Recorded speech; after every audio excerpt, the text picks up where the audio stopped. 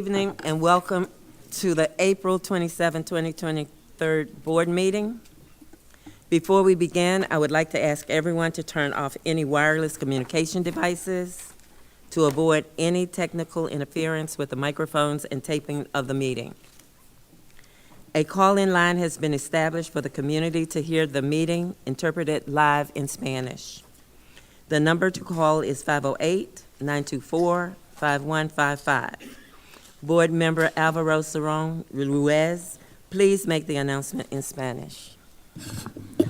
Se ha establecido una línea telefónica para que la comunidad pueda llamar y tenga acceso a interpretación en español en vivo.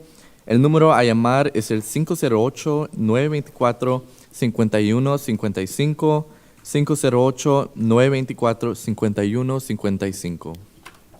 Thank you.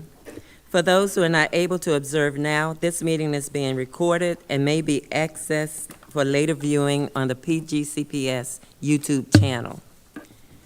Lastly, for recording purposes, I would also like to remind all board members to turn on their microphones when they're speaking.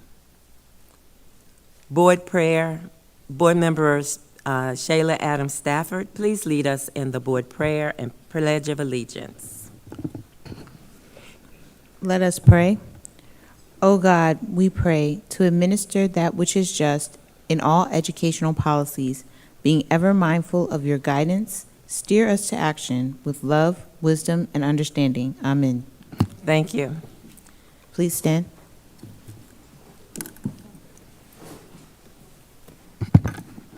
I pledge allegiance to the flag of the United States of America and to the republic for which it stands, one nation, under God, indivisible, with liberty and justice for all. Thank you. Thank you. Colleagues, may I have a motion to adopt the before I ask for a motion to adopt the April 27, 2023 meeting, I need to pull the minutes from September 15, 2023. So, may I have a motion to adopt the 2023 board meeting? Madam Chair, we have a roll call. Oh, I'm sorry. May we have the roll call, Ms. Adeline? Thank you.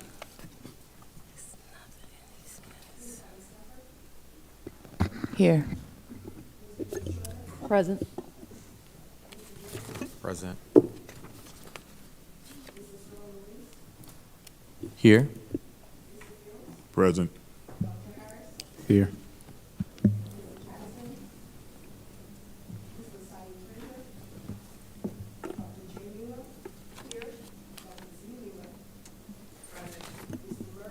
Present.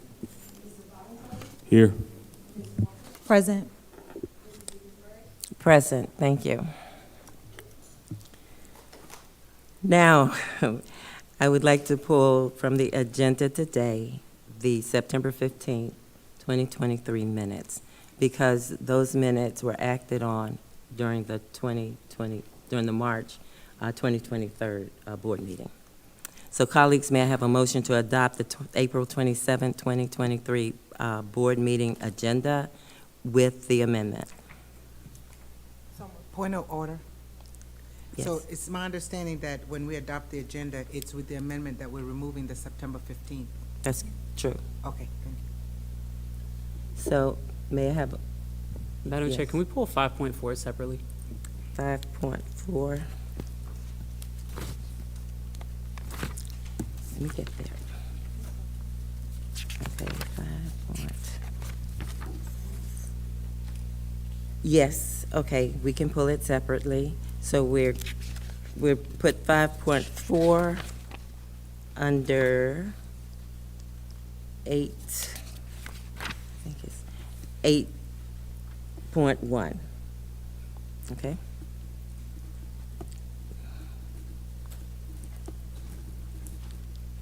Okay, now may I have a motion to approve the agenda with the 2 amendments, pulling, yes.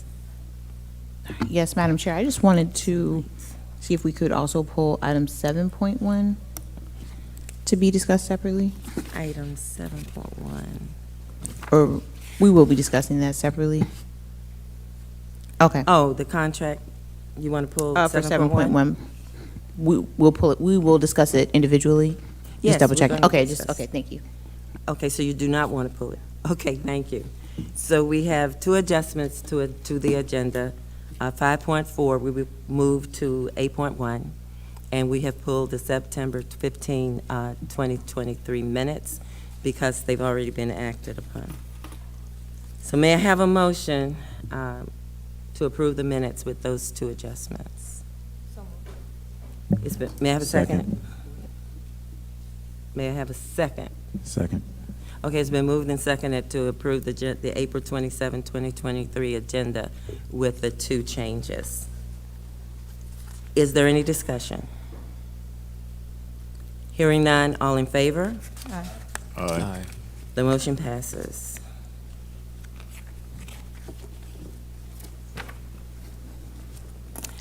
Colleagues, tonight we have 5 individual minutes to approve. We will be voting on each separately, starting with the most recent. May I have a motion to approve the April 13, 2023 Board Work Session minutes? So moved. May I have a second? Second. It's been moved and seconded to approve the April 15, 2023 Board Work Session minutes. 13, I'm sorry, thank you. Any discussion? Hearing none, all those in favor signify by saying aye. Aye. Any nays? Hearing none, the motion passes. May I have a motion to approve the March 23rd, 2023 Board Meeting minutes? So moved. May I have a second? Second. It's been moved and properly seconded that we approve the March 23rd, 2023 Board Meeting minutes. Any discussion? Dr. Miller. Make the following corrections on page 9, line beginning with Mr. Fields, friendly amendment. It should be HD 1079 as opposed to 097, am I correct? Correct. Yeah. Okay, and then on page 13, resolution number 032323-9, it was moved by Dr. J. Miller. Correction, and, and a special note, it was, on the tape, it should be noted that Dr. Miller made a motion to adjourn the meeting after item 10.1 on that agenda. However, that motion was not honored, and we proceeded with item 11.0, which took action after the motion to adjourn. And according to Robert's Rules of Order, an adjournment, motion to adjourn, and it was a second, should supersede. Just making notes for the record. And that's it for the March 23rd meeting. Ms. Adeline, did you capture those changes? Board members, now I will entertain a motion to accept the minutes with the corrections. So moved. It's been moved. May I have a second? There was more discussion. Did you have? More, may I have a second, though, to discuss it with the changes? No second?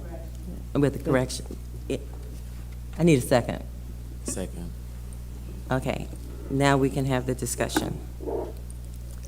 Ms. Boozer Struthers, Board Member Boozer Struthers. The lights Thank aren't you working. so much. I apologize, I didn't notice this sooner, but on page 5, Principal Rhonda Sumi Hester of Rosa Parks Elementary, her name is not spelled correctly, if that could be administrative fix in the final version. Okay, and so with those corrections, any other discussion? Mr. Fields, Board Member Fields, no? Long legs. Any additional discussion? This is March 23rd. Right, March 23rd. Okay, seeing none. All in favor, say aye. Aye. The motion passes. Board members, I will ask that the staff, Ms. Dent, ensure that these minutes from this meeting go out to the board members so that all corrections, suggestions can be entertained before we get in the formal meeting. Okay, thank you. Board members, may I have a motion to, Just add on to that there. oh, yeah, Thank you. speak in your mic. Yes. To ensure that we don't violate OMA, if we could just respond directly to Ms. Dent, if Yes. that's okay, versus to the entire board. We just don't want to be in violation. Thanks so much. Appreciate that. Thank you so much. Okay. Yes, I'm talking about the email once we're sent the document. Thank you. Okay, board members, may I have a motion to approve the March 9th, 2023 board work session minutes? May I have a second? It's been moved and seconded to approve the March 9th, 2023 work session. Any discussion? Seeing none. All in favor? Aye. Any nays? The motion passes. May I have a motion to approve the March 2nd, 2023 special board meeting minutes? So moved. May I have a second? Second. It's been moved and seconded to approve the March 2nd, 2023 special board meeting minutes. Is there any discussion? Seeing none, all in favor say aye. Aye. Any nays? The motion passes. May I have a motion to approve the February 23rd, 2023 board meeting minutes to include the Nussbaum email? May I have a motion first? May I have a motion? I would make a motion, but I won't, I can't support to include, I don't understand what you mean by include the NUSBOM. So I would make a motion to, approve the, February 23rd, minutes, to get a motion on the floor and so we can have a discussion. Is there, oh yeah, is there a second? Yes. Second. Okay, it's been moved and seconded to approve the February 23rd minutes and to include the Nussbaum email. Now, we're open for discussion. Dr. Miller? Juanita Miller? I don't, that's fine. Okay. I want to make this short. I've asked, and I couldn't understand why it couldn't just have been included so we could move forward, that a statement be placed in the minutes, because it is on the recording, a video, that the chair read a letter from Mr. Nussbaum.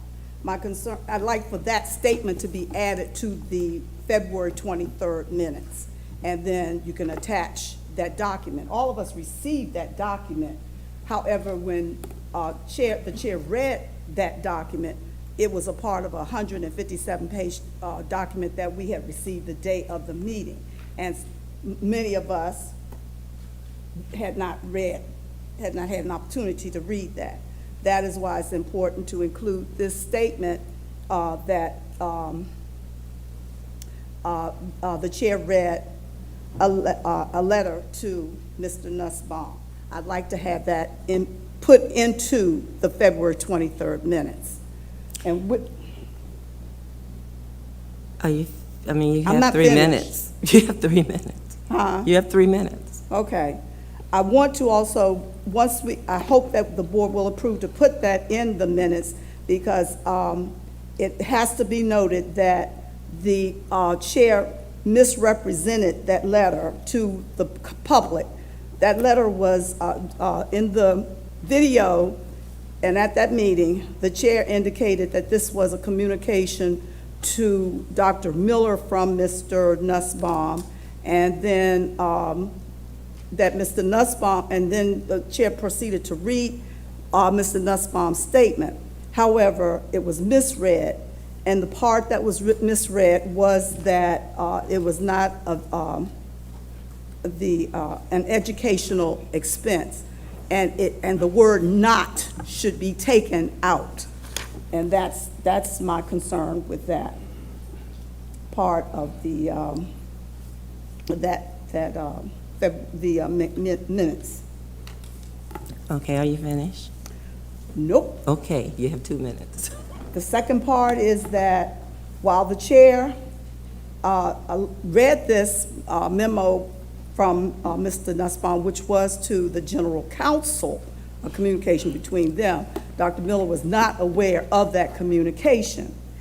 Furthermore, the chair participated in that discussion /debate while sitting in the seat of the chair, which was a violation of Robert Rules of Order number 40, item 4329, rule against the chair's participation in debate. If the presiding officer is a member of the society, he has an individual the same rights in debate as any other member, but the impartiality required of the chair in an assembly precludes his exercising these rights while he is presiding. The chair did not dismiss or remove herself from the presiding over that meeting. He should have nothing to say on the merits of the pending questions. The presiding officer who relinquished the chair then may not return to it until the pending main question has been disposed of. Since he has shown himself to be a partisan as far as that particular matter is concerned. Indeed, unless a presiding officer is extremely sparing in leaving the chair to take part in debate, she may destroy members' confidence in the impartiality of his approach to the task of presiding. And that is my concern as a member of this board, that the fact that the chair did not remove her from presiding over the meeting and did provide information that could have been, or may have been, I won't say could have been, may have been biased towards the issue at hand that day. And how much more time I have? 30 seconds. Well, that's it. So with those corrections, the one correction is to include in the February meeting minutes that the chair read a letter from Mr. Nussbaum. That's the correction I would like to have made for the February meeting, 23rd minutes. You want to speak? Okay. Dr. Miller, have you finished? Yeah. Thank you. Vice Thank Chair. you. Our light wasn't working. I had to knock on the wood. I do agree that in our meeting minutes for February 23rd, especially given that the Nussbaum email, which I do agree with, should go inside of the minutes, that there should be a context to it, because there's not a context to it now. It just is kind of attached right there. And the recommendation is in the notes, that the note can simply state that the chair read an email from Mr. Nussbaum, see attached. And so that's what my recommendation is, so that we can have the context in. We've already included in the Nussbaum email, and I think that that gets to what Dr. Miller is looking to make sure that we capture. Is that true, Dr. Miller? Correct. Okay. And I think that we need it anyway for context.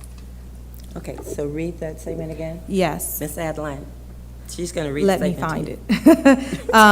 it. The chair Mickens-Murray read an email written by Mr. Nussbaum. See attached.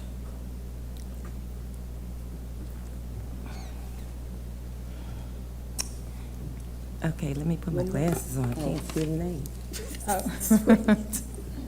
Okay, Board Member Boozer Struthers. You know, since we're having an opportunity to clarify this, I just want to, it's my understanding that the issue around the word "not" is also critical, that was a misstatement that changed the meaning. And so I'm asking that we, you know, clarify all of this all at once tonight so we can move forward. I Thank can you. restate the statement if you like. Ms. Adeline, no, I would Okay. just ask Ms. Adeline to take the word "not" out, because when they read the statement from Mr. Nussbaum, it does not say that. I would also accept the correction that Vice Chair Walker made, and Vice Chair Walker. Can you read your statement one more time? Yeah, I think though that what, She's going to take the not out, so just read your statement. no, it's not in there. I think what, can you just restate what you're asking? Because I think mine needs to be modified based on what her question is. But wait, I have the minutes. The word What not is what not page? captured, that's the gap. Oh, the not was not there, but they can read the Nussbaum email, so when they read the Yes. Nussbaum It is email, I think minus the that's not. sufficient. But what, Ms. Boother Struthers, if you want to say it again, because what she's saying is that it should be captured somewhere that the word not was said. Is that what you're saying, or do I misunderstand? That is what I believed I heard needed to also be clarified, but if, if Dr. Juanita Miller agrees that the text of the Nussbaum email without the word not is sufficient, then I'll withdraw. I thought I heard you ask for that, so I just wanted to make sure we were taking care of everything. What I asked for was the statement to be put in the February 23rd minutes that the chair read an email or message from Mr. Nussbaum.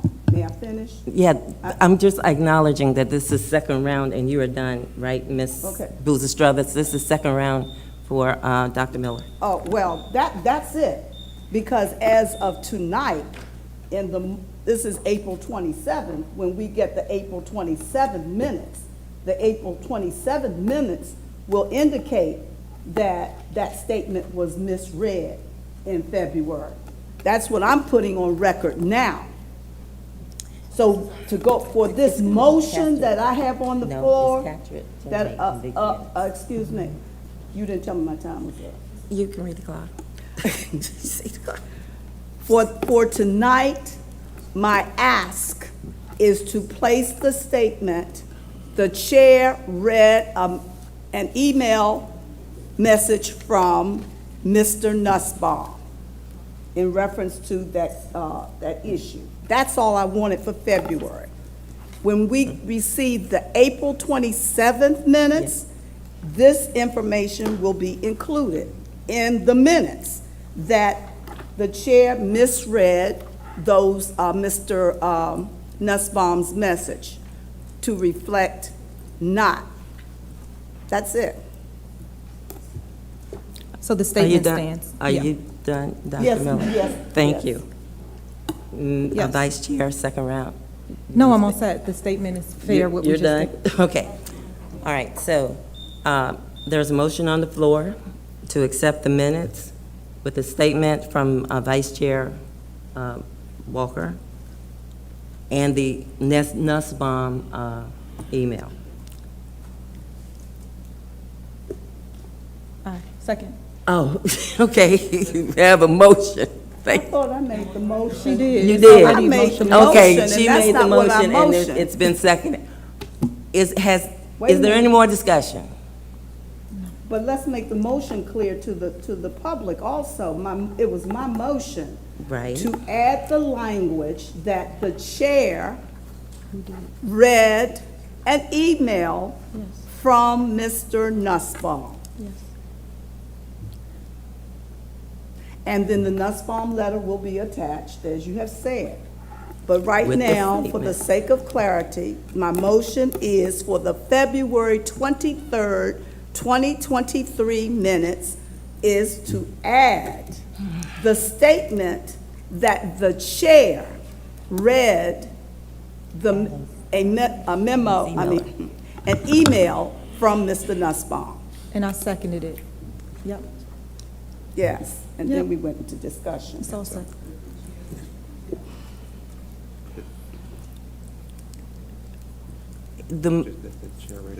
Okay. What is the motion?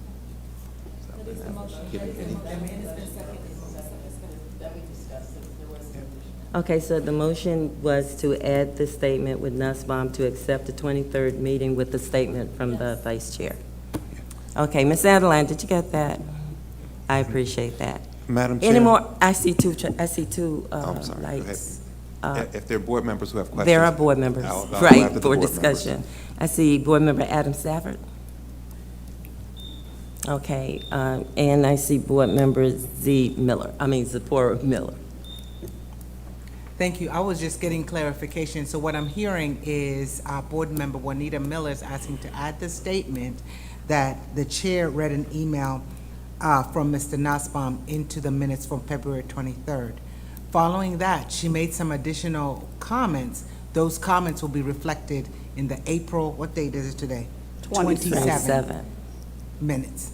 That's what I'm hearing. Correct. Okay. Okay, are we back to Adam Stafford? Yes. I guess I'm trying to understand, so you want the comments to be added to the following meeting? She's writing what's being said tonight. Tonight will be captured in tonight's minutes. Okay? Okay, but is she, we're asking for the February minutes to reflect just that a letter, that an email Just was that read? The February minutes will But what, reflect. I'm confused on what you're asking in terms of the additional comments, and I think we just need to move this on because we have the public here waiting. So, I mean, if we can just move to the question, I understand, so now we will hear from the, you wanted to say something, Mr. Woodley? It's my understanding that the only thing that's being requested is that the February 23rd minutes are to be amended to include a statement that said that the chair read an email from Attorney Nussbaum into the record.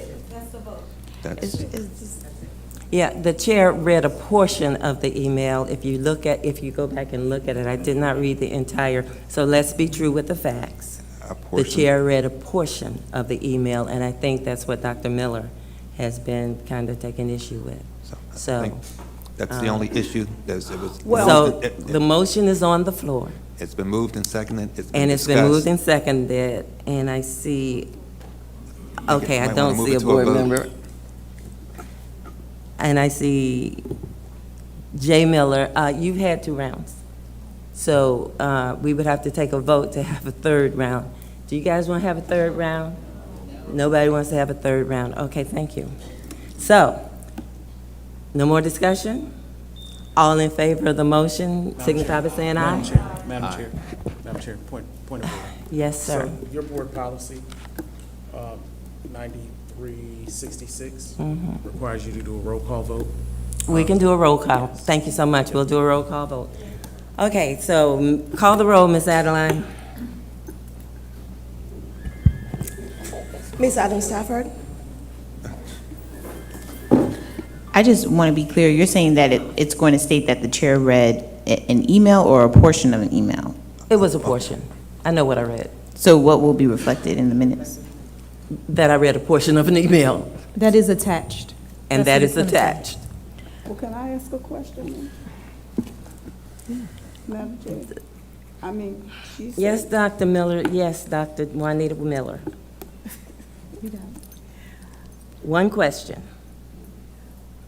My additional statements in the discussion relative to that will appear in the April 27th. And you're correct. Okay, And that's that's all we all. have said. The minutes for tonight I'm just are being making- but written people while don't we're seem to be talking. clear on it. I apologize. So, Madam Chair. yes, I think Ms. Adeline is capable of taking good minutes. Well, Is it's that on tape. Mr. Harris?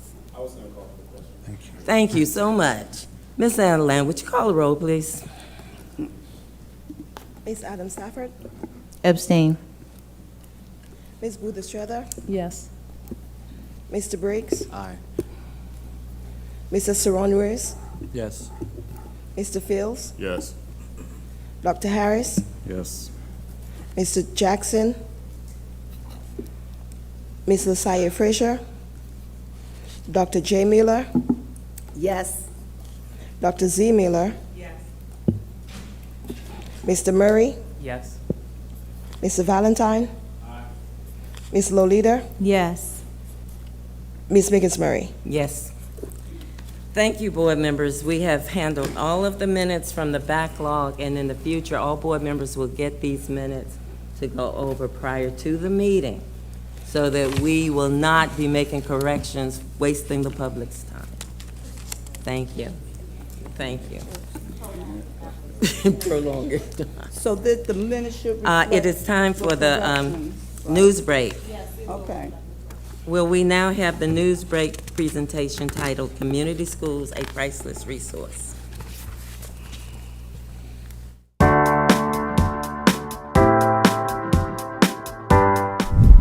All across America, there are community schools. But here in Prince George's County, community school has a special meaning. Perhaps it was no coincidence that the toys of some preschoolers at Judge Sylvania Woods Elementary School were the perfect representation of what community schools are all about.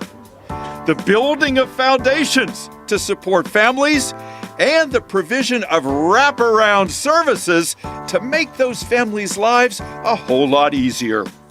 We provide food, clothing, because you don't know what families are going through every day. Mental health supports. The school that was when I went to school is not the school that we have to have today. It's just not meeting the needs of our students, of our families, of our community members. Mental health is not an option. Wraparound services shouldn't be optional. It has to be a requirement. You can't educate a child who's hungry, who needs to talk to someone, who needs clothing. You have to make sure you're providing those basic supports. At Prince George's County Public Schools, 110 community schools, all so identified if 60% of the students are on free or reduced lunch. The principal and community school coordinators tap into an extensive directory of providers, all of them vetted by the United Way, as well as other donors who want to supply pantries or set up safety nets for needy families. So when we did our needs assessment last school year, there were two areas that came up glaring. One was more mental health support, but the other one was enrichment opportunities. Our families, our community, they don't have the opportunities, whether it's due to financial reasons or transportation or just not being available in their neighborhood. So we spend a majority of our per pupil funding contracting out to provide art and martial arts and culinary and yoga and tutoring so that they have these opportunities here at school. So well stocked are the community school stores, and everything in them is free, that in addition to new shoes, coats, and school uniforms, there are often some unexpected treasures as well. We also have car seats. Oh my God, we have car seats for our parents when they pick up. You know, we always make sure that they're safe, right? Backpacks. So we have to put all the school supplies in the backpacks, right? So backpacks here. Every color that you can see. We have lunch boxes in here, calculators, pencils. I mean, anything that you can think of. We try to make sure that they are prepared and ready for the school year. For families looking for help, there can be no doubt that whatever the problem, from food to finances to peace of mind, community schools will be there. Everything he give me the choose for the kid is chore, is food too, and container for the food. Yeah, so I got everything. So it's a good program. Yeah, it's a good program. Yes, I like it. Yeah. This is Dave Zarin reporting. I love the community schools. I love them. And I have toured one myself, and I plan to tour others. Now we will have the community shout-outs. Community shout-outs are opportunities for board members to recognize and highlight individuals or groups from their districts or communities for outstanding work that can sometimes go unseen. I yield the floor now to board members Briggs and to present his shout-out. Mr. Briggs. Thank you so much, Chair Mickens Murray. And I am pleased to write a community shout out for Riverdale Elementary, a community school that is doing exceptional work in providing wraparound supports to parents and creating opportunities for families. The school recognizes that education is about what happens in the classroom and the broader social and economic factors that affect students' lives. Riverdale Elementary is creating a powerful and transformative learning environment by providing families with various services and supports. The work being done at Riverdale Elementary is a powerful example of community schools' impact on students and families. As you all saw during our news break, community schools are designed to be hubs of support and resources for students, families, and communities. They bring together various services and programs to support student learning and success. by providing wraparound support to parents and creating opportunities for families. Riverdale Elementary School is helping to break down the barriers that impede student achievement and create a more equitable and inclusive learning environment. The school's commitment to well-being of its students and families is truly inspiring, and it serves as a model for our schools and communities across the country. Also want to do a shout out for College Park Academy. I'm thrilled to write this community shout out for College Park Academy Charter School, both schools of which are in my district, by the way. This school has been doing exceptional work in providing high quality education to its students, and it deserves recognition for its efforts. I had the pleasure of visiting College Park Academy back in March, and it is a shining example of what a great education can look like. The school has an innovative curriculum, and when I was there, some classrooms were leading project-based learning lessons that emphasize critical thinking, problem solving, and creativity. Teachers at the school are highly trained and committed to helping their students succeed, and they work tirelessly to provide a supportive and challenging learning environment. Not to mention, the school is able to outsource educators, so some students are receiving high-quality education from highly sought-after educators across the country. So I'm gonna wrap with that because we have a 2-minute video and I know I'm going over on my time, but just wanna say kudos to the work that College Park Academy is doing. It's truly phenomenal. And I'm excited to share the video that you all will see in a second from my visit there.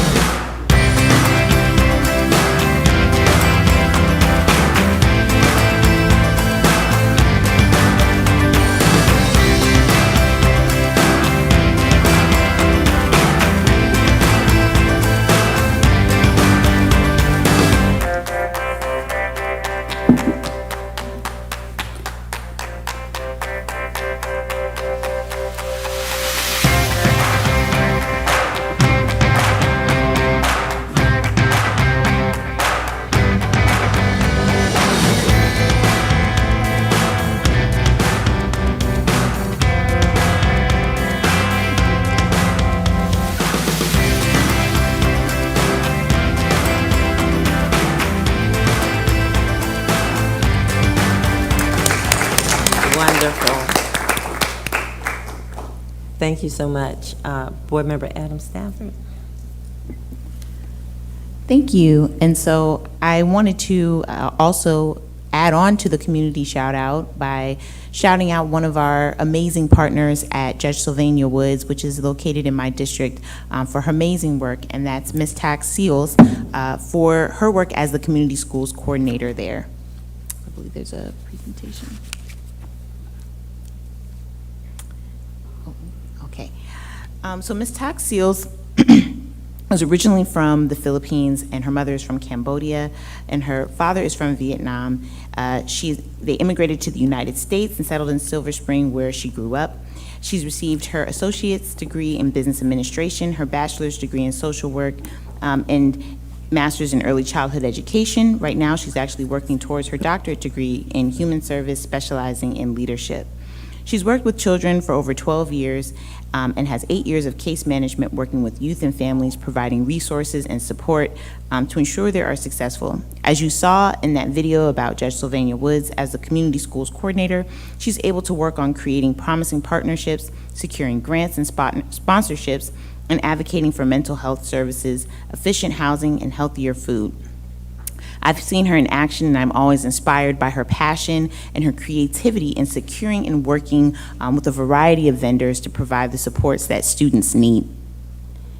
So just, again, here's a picture of her in action, supporting and developing the first ever mental health fair to address the needs of the community. Over 350 attendees from the Glenarden community. A back to school fair, which provided resources to over 200 families, securing partnerships with, as you saw, just plenty of businesses and nonprofits, developing that resource closet, this family resource room where parents can come and work on job applications, get school max support, and also volunteer to sign up. A Zen Den, which is a relaxation and lactation space for educators, and then also, providing parents and families with Rosetta Stone to actually support with English language support. And those are just some additional pictures of her in action. So, I just want to say these are the people that make our community schools work. Ms. Tax Seals does such an amazing job of engaging all community members, and her team actually wanted to send a special message to her today.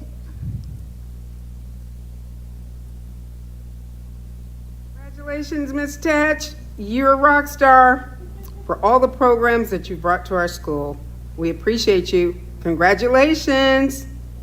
Congratulations. Very well deserved. You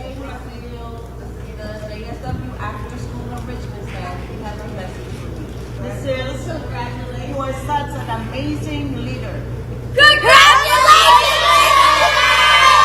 Congratulations, Mrs. Tatch Seals, for being honored and recognized for your contributions to community schools, and especially for all the hard work and effort you put in to support the JSW school and community, helping us remove barriers and making sure that families have the resources they need.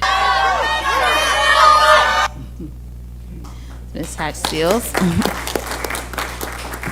All right, and lastly, we want to shout out students from District 4 that are being recognized for their work in developing a anti-fentanyl public service announcement. The video that they developed is professional quality, and it actually has over 3,000 views on YouTube. It is used right now. I'm going to go forward. It is being used right now on the federal DEA website. That's how much of an impact this video has made. And so these are the students, Sydney Hassan, Randy Pike, Ayeme Owona, Tariq Al-Salam from Flowers High School, and then from Fairmont High School, we have Brenda Rivas, Devontae Henson, Jalen Thomas, and Jacob Gross. Let's give those students a hand for their work in development.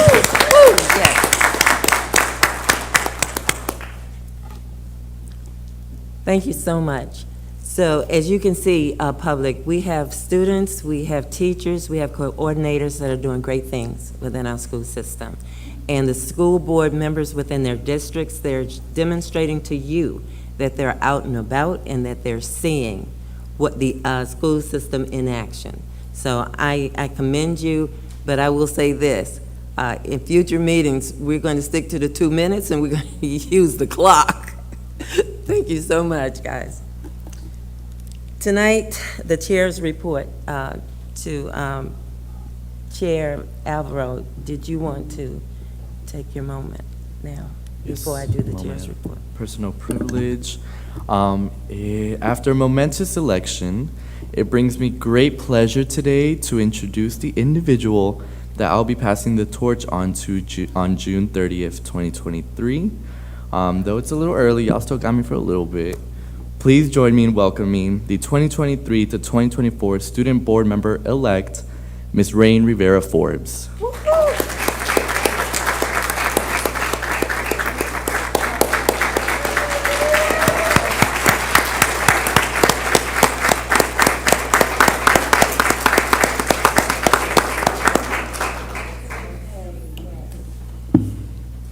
On behalf of the board, congratulations, and we look forward to working with you.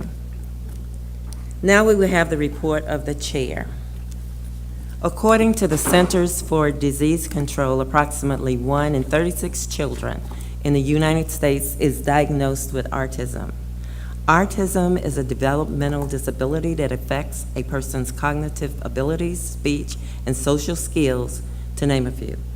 So as we close off the month of April, which is also considered Autism Acceptance Month, let's take a moment to recognize all who are affected.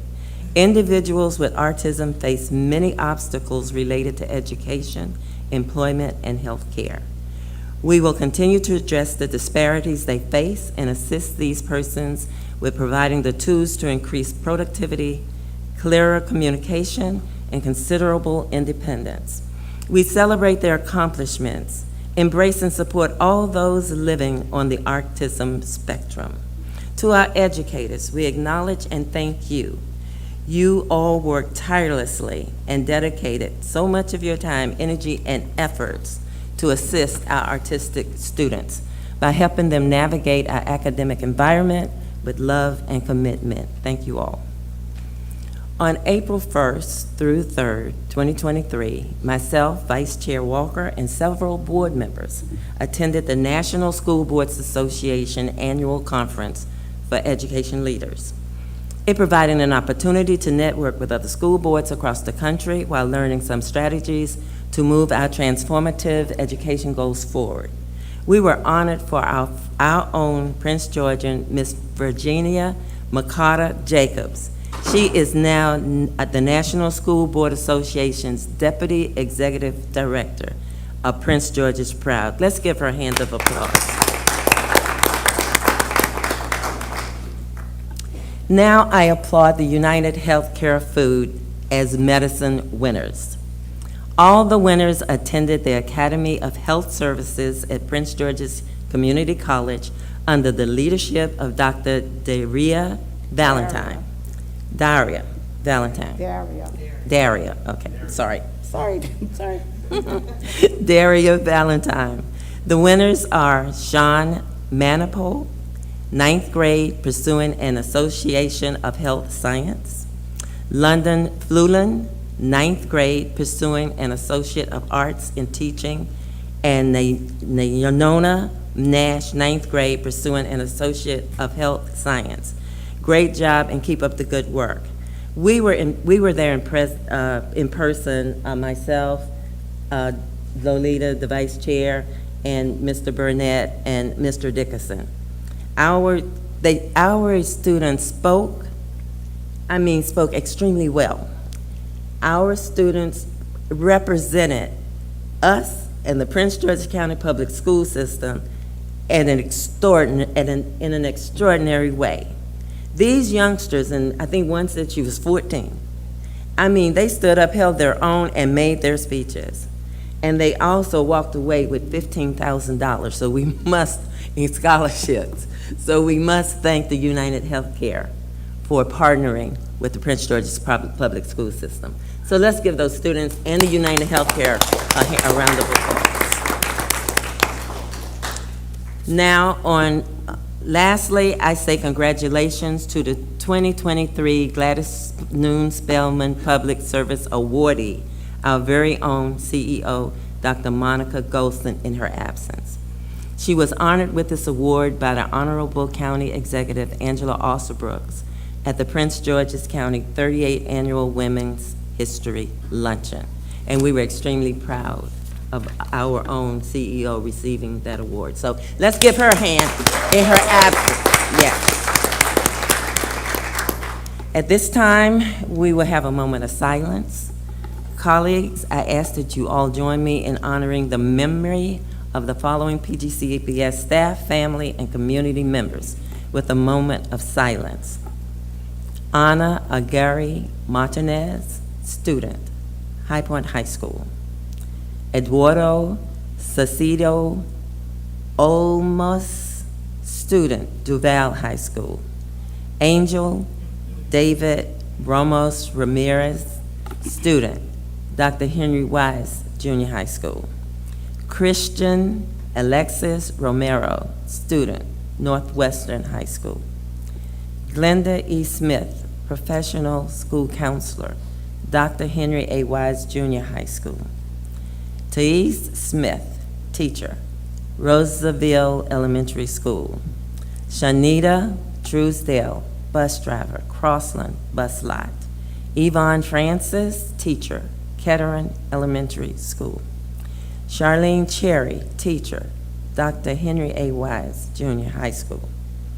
Karen Brody, regional director of Hillside, work scholarship Connection in Prince George's County, Maryland, a longstanding community partner with Prince George's County Public Schools. Dr. Karapasamy Centranyan, teacher, Northwestern High School. And I'm sorry I'm getting choked up a little bit because anytime we lose our own and anytime we lose students, that touches my heart. So, so thank you. Let's take a moment of silence, please.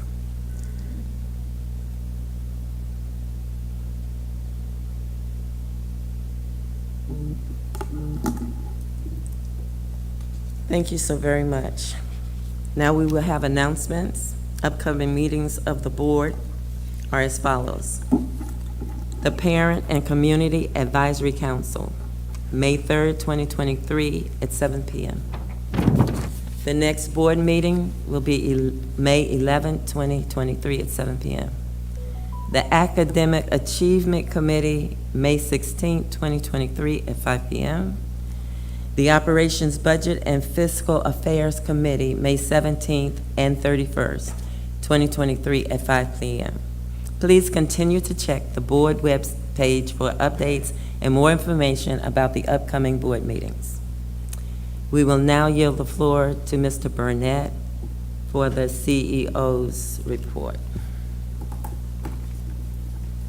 Thank you, Chair Mickens-Murray, and good evening to board members, those in attendance, and those who are viewing online. It's certainly my pleasure to represent Dr. Golson in her absence. This week, Dr. Golson hosted her final chat with the CEO and was joined by our academics team and community partners to share tips on how families can make the most of the upcoming summer break. Topics included nearly 40 free summer learning programs to be offered across all grade levels, summer literacy tips, information on the Prince George's County Memorial Library Summer Reading Program, as well as information from our parks and recreation throughout Prince George's County. Those who missed this town hall can access the recording on pgcps.org or view highlights in our newsroom. Next week, we will be kicking off the 2023 graduation season on Monday, May 1st with the first ever system-wide college and career decision day to celebrate soon-to-be graduates as they announce their future plans for higher education, the workplace, or military service. Hosted by the Department of Student Services and Career and Technical Education, the event will bring together more than 3,000 high school seniors. Stay tuned to see the places they will go and join us in celebrating the class of 2023. Speaking of graduation season, 7 seniors representing 5 high schools are embarking on careers in STEM with the help of $40,000 Amazon Future Engineer college scholarships and paid internships. The students will pursue careers in computer science and engineering. They hail from the Academy of Health Sciences, Charles Herbert Flowers, Duval High School, Eleanor Roosevelt High School, and CMIT South. Finally, we encourage you to check out student activity on display in our county-wide student art exhibits featuring work from students in northern, central, and southern schools in the county. The exhibits run through May 25th. More information and locations, dates, and times can be found on our website. Thank you, Chair Mickens-Murray, and this concludes my report. Thank you so much. At this time, we will have outcomes and outputs from the Policy Governance Committee. Mr. Chair Saron Ruiz. Thank you, Chair Mickens-Murray. The Policy and Governance Committee is charged with facilitating short and long-range strategic planning for the school system, providing oversight of board policy, legislative and government matters involving federal, state, county, and municipal governmental agencies and officials. The committee shall ensure that board governing policies are current and in compliance with federal, state, and county laws and consistent with best practices in public education. The Policy and Governance Committee members and Chief Executive Officer representatives are as follows. Myself, Alvarez Ramon-Rees as chair, Mr. Walter Fields as vice chair, Mrs. Judy Mickens-Murray, board member / board chair, Ms. Pamela Boozer-Struther, board member, Mr. Jonathan Briggs, board member, Ms. Robin Welsh, director of PGCPS Office of Government Relations, Compliance, and Procedures. School year 2022 to 2023, this school year, the committee reviewed and discussed numerous policies in order to further advance the PGCPS goal of providing excellent education to our students and empowering our communities. The committee has maintained monthly meetings since August 23, 2022, and are scheduled to end on June 13, 2023 for the 2023 school year. The committee's approved work plan for the 2022 to 2023 school year was confirmed at the August 18, 2022 board meeting. The committee focused on the recommendations received from the CEO for board policies that required review due to legal ramifications, citation corrections, rescissions, cycle updates, and to be in alignment with existing administrative procedures in order to be enacted. There were a total of 31 policies. 13 of these have been enacted, 15 are processing through board approval, and 3 are in the beginning phases. The Policy and Governance Committee took the following positions on the following bills for 2023 Maryland General Assembly. We did 19 bills in which we were in support of, 6 bills in which we were in opposition, and 1 bill in which we stayed in no position. The committee will continue the work on reviewing, updating, and enacting policies in accordance to Policy 9340, Policy Development, in the utmost interest of our stakeholders, PGCPS students, employees, and our community. Thank you. Thank you so much, Chair Saron West. We will now I will yield the floor to Board Member Walter Fields, Vice Chair of the Policy and Governance Committee, for the legislative update. We're going to first hear from Ms. Welsh. Okay, that's fine. Ms. Welsh. And Ms. Robin Welsh is the Director, Office of Government Relations, Compliance, and Procedures. Thank you. Good evening, board members and members of the community and our staff. I want to thank you for the opportunity to be able to share this update on the past legislative session. This presentation is the summary of the highlights of the 90-day legislative session, but just to let you know, there were approximately 100 bills that were passed through the legislature this year, and I will only be reviewing a small number of these bills tonight, or we would be here like forever, so we'll just keep it short. I do also want to point out, though, that the governor has not completed the signing process and has several more sessions scheduled to sign bills.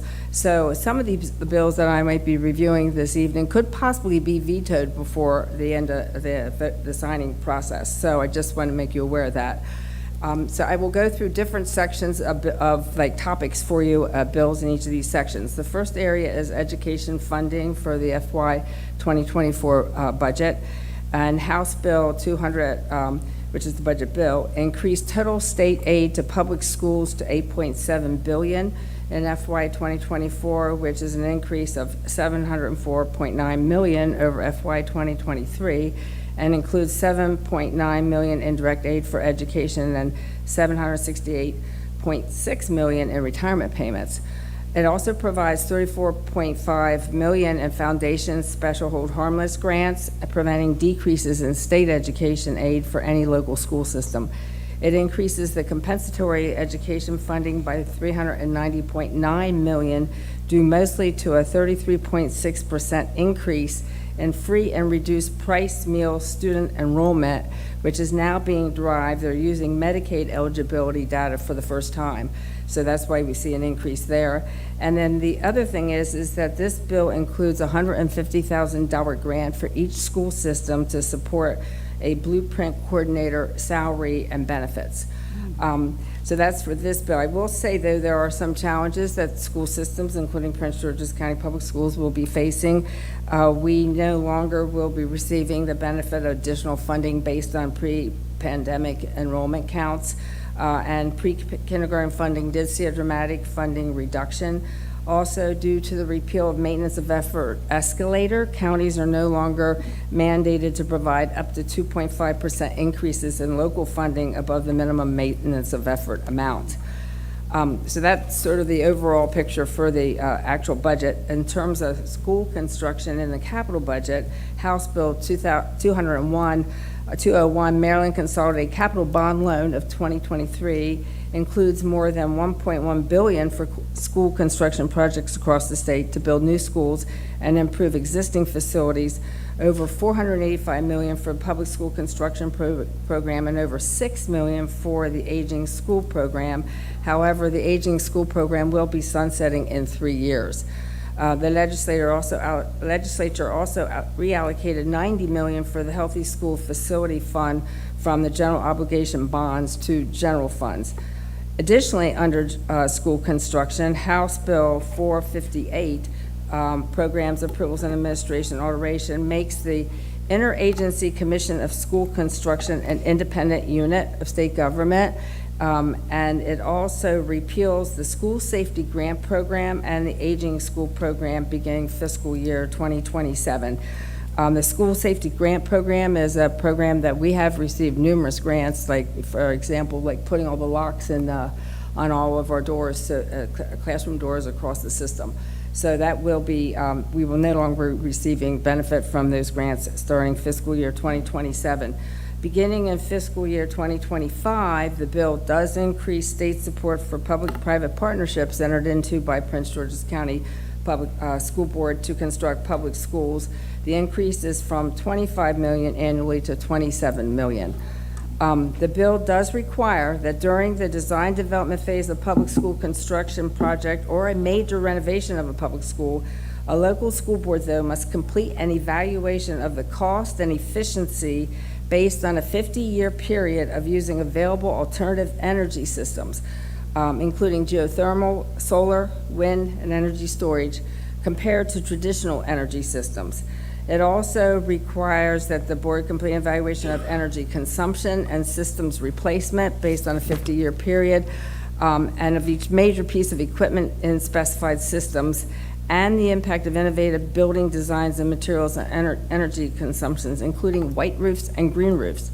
The bill raises the threshold of school construction actions that require the approval of the state superintendent or designee to $1 million as compared to $350,000, and for remodeling plans and specifications, and from $50,000, which was $50,000, it's up to $50,000 from $25,000 for change orders. Another area has to do with, in terms of just construction, is House Bill 261 or Senate Bill 424, and that's the Buy Clean Maryland Act. And this particular bill has been signed by the governor. It was signed on April 24th. It requires the Department of General Services by January 1, 2026 to establish a maximum acceptable global warming potential for each category of cement and concrete mixture used in construction of eligible public projects, which are defined as high-performance buildings, and applies high-performance building standards to all new schools that receive any state funding built after 2009. In the area of procurement, also, House Bill 543, small procurement, actually raises the maximum dollar value threshold for most small procurements from $50,000 to $100,000. And so this bill has the effect of increasing small procurement threshold for school systems. So just to bring it back to what we did in August, the board did approve the purchasing policy, which actually had raised it from $25,000 to $50,000 based on a change in state law. And now the legislature has voted to move that to $100,000. So who knows, that policy might be coming back to the board. So we'll have to wait and see what happens with the governor. The next thing, electrical vehicle infrastructure. So House Bill 550, Clean Transportation and Energy Act, And this bill was also signed by the governor on April 21. It has many provisions to it, but one of the provisions, it provides limited rebates for the cost of acquiring and installing electrical vehicle recharging equipment incurred by local school systems and other public and private entities. So that was positive. Under the area of student and school safety, so House Bill 1 or Senate Bill 686, which was the under child sexual abuse definitions, damages, and statute of limitations, and the governor has signed this bill. He signed it on April the 11th. It's called the Child Victims Act of 2023. It removes any statute of limitations for actions for damages arising out of alleged incidents of sexual abuse that occurred while the victim was a minor. It also applies retroactively to revive any action that was barred by the statute of limitations applicable before October 1, 2023, and increases the liability cap and minimum comprehensive liability coverage for local boards to $890,000. So that's very significant. The other bill, Person in Positions of Authority, House Bill 226 for sexual offenses with a minor, has changed the definition for persons in position of authority under fourth-degree sexual offense statutes, and they have included people who are at least age 21. Of course, employees fall under that and have fallen under that definition, but also they have now included volunteers who work in public or private schools, elementary schools or secondary schools, and exercise any type of supervision over or works or interacts with one or more minors who attend school or participate in the program. Now, in the area of blueprint legislation, House Bill 770, which is Blueprint for Maryland's Future, Various Policies in Pre-Kindergarten Enrollment and Future Alterations. This was signed by the governor on April 24th. That bill alters the definition of Tier 1 child with a publicly funded full-day pre-kindergarten aid program to include additional categories of children in FY 23 and 24, and provides funding for those additional children in those years. And it also requires assistant principals on level 3 of the career ladder to participate in classroom activities involving direct interactions with students for at least 20% of their working hours. That's pretty significant, for all the schools. The next area is teacher shortage, which is House Bill 1219, the Maryland Educator Shortage Reduction Act of 2023. It does establish the Teacher Development and Retention Program as a pilot program to encourage college students to pursue teaching careers, and make additional changes related to recruitment and retention of teachers, including pre-K teachers and aides and school-based mental health professionals.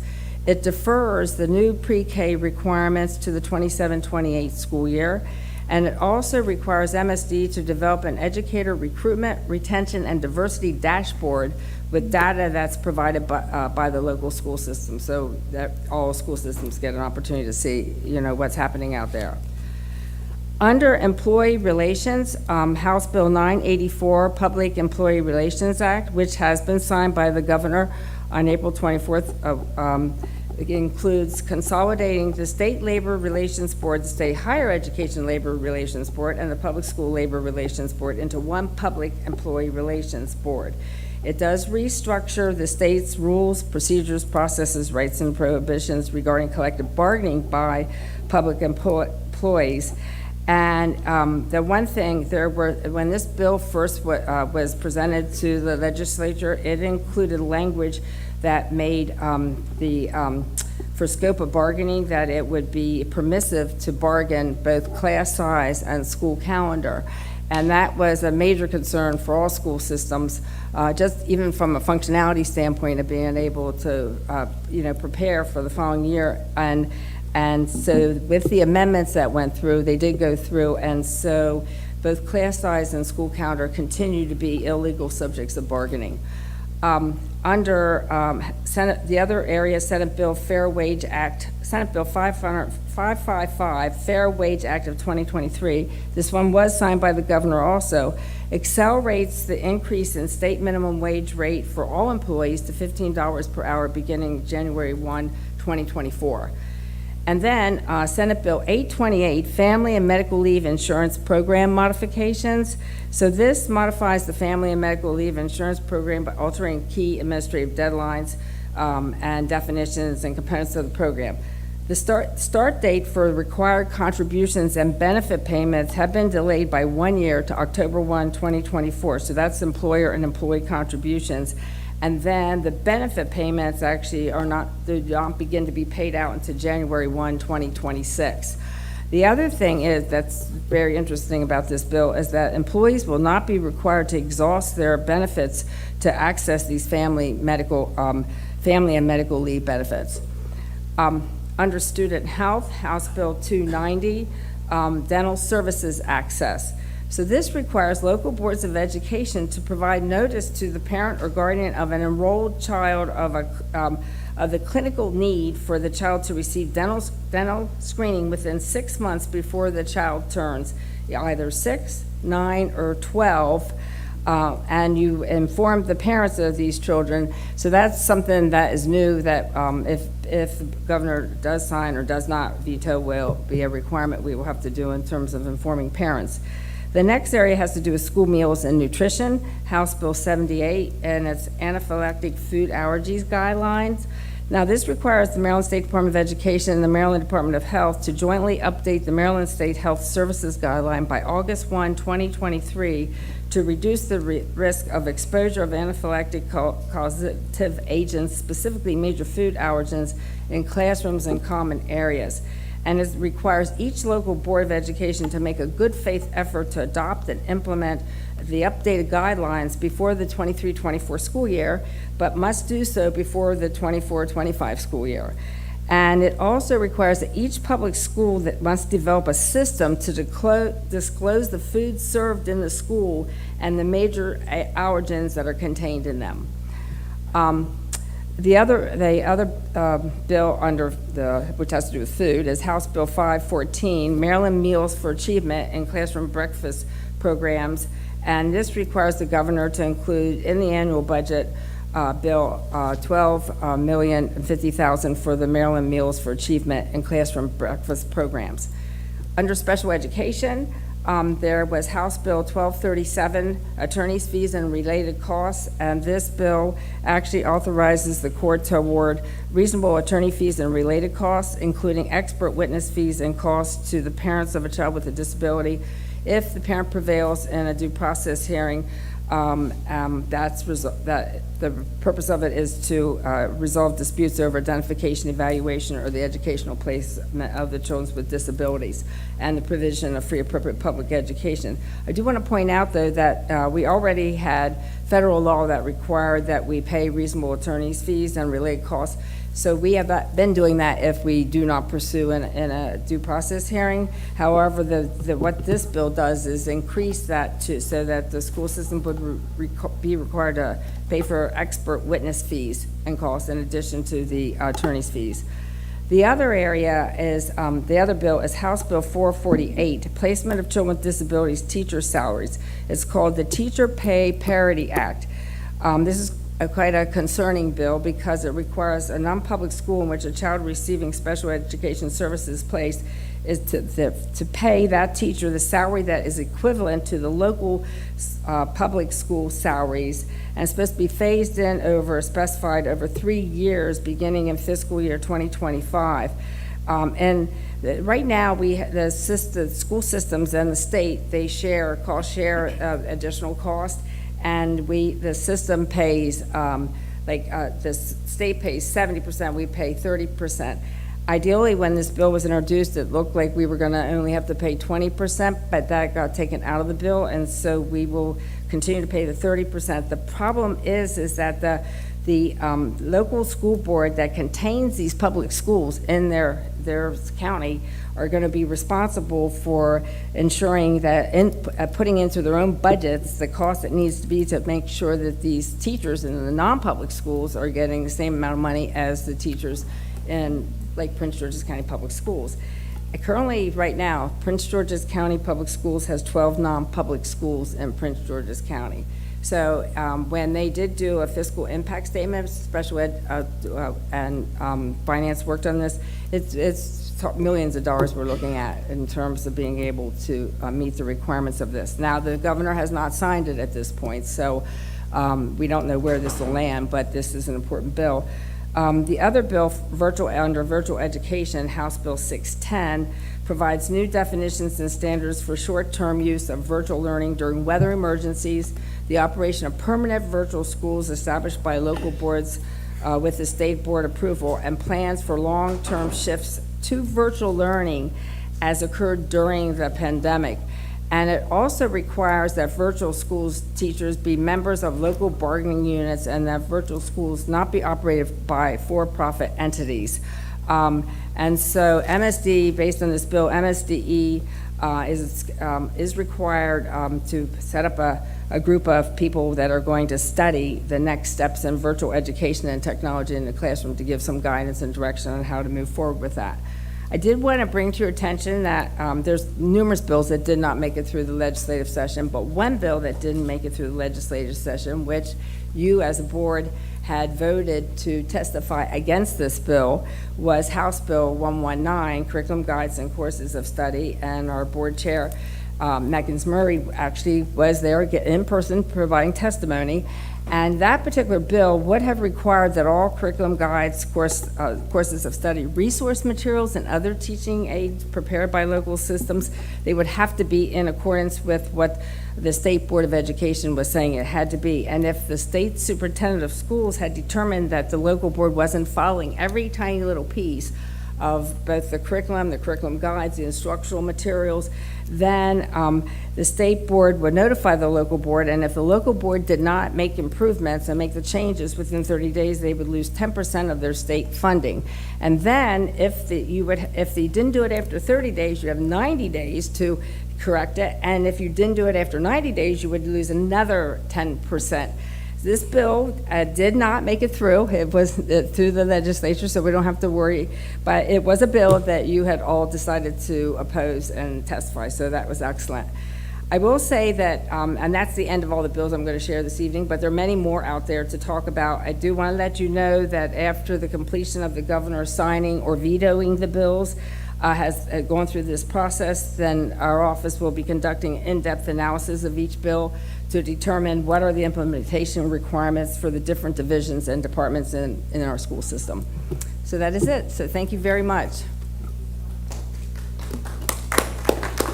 Thank you.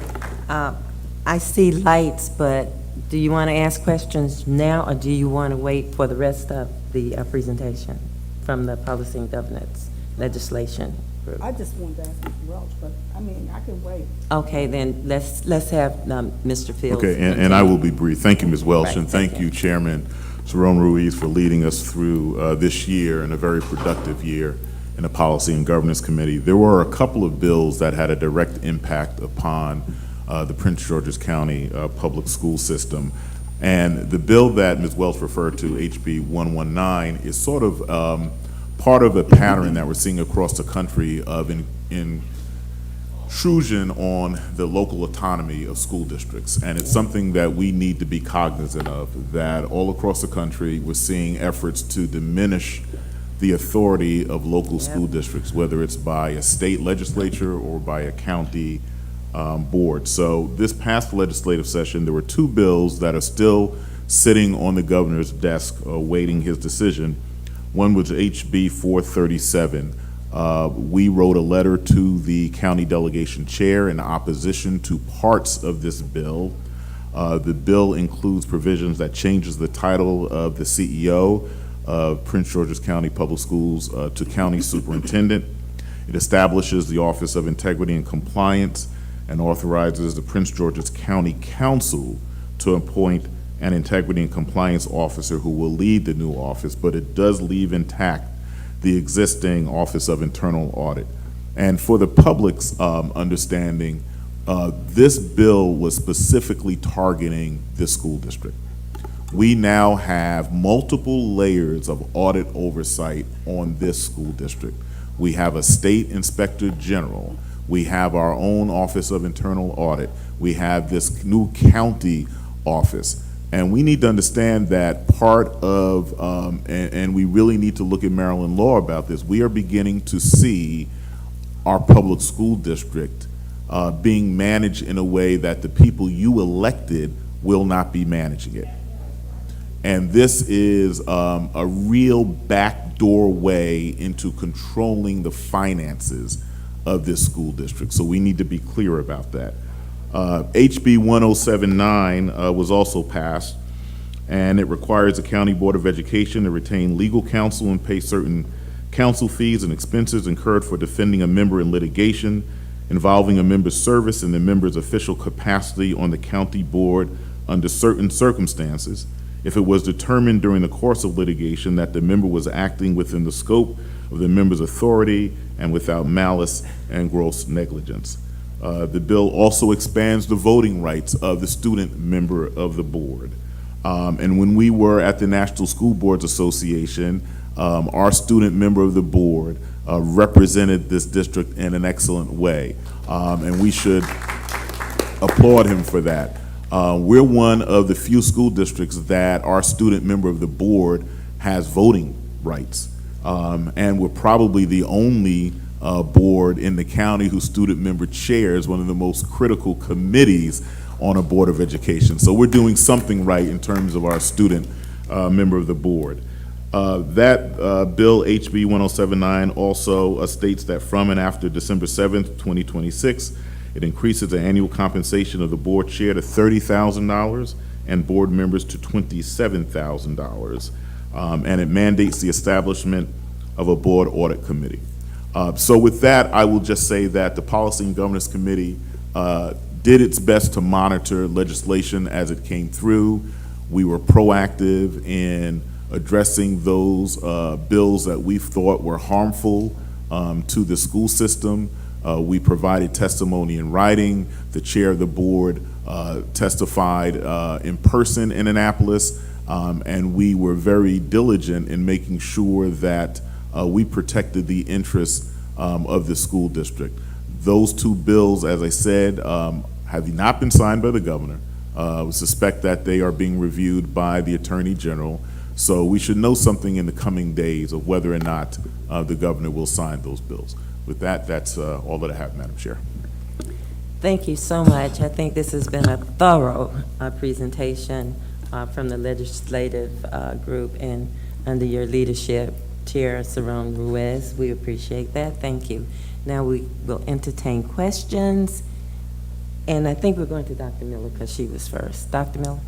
My first question is to Ms. Welch, or clarification.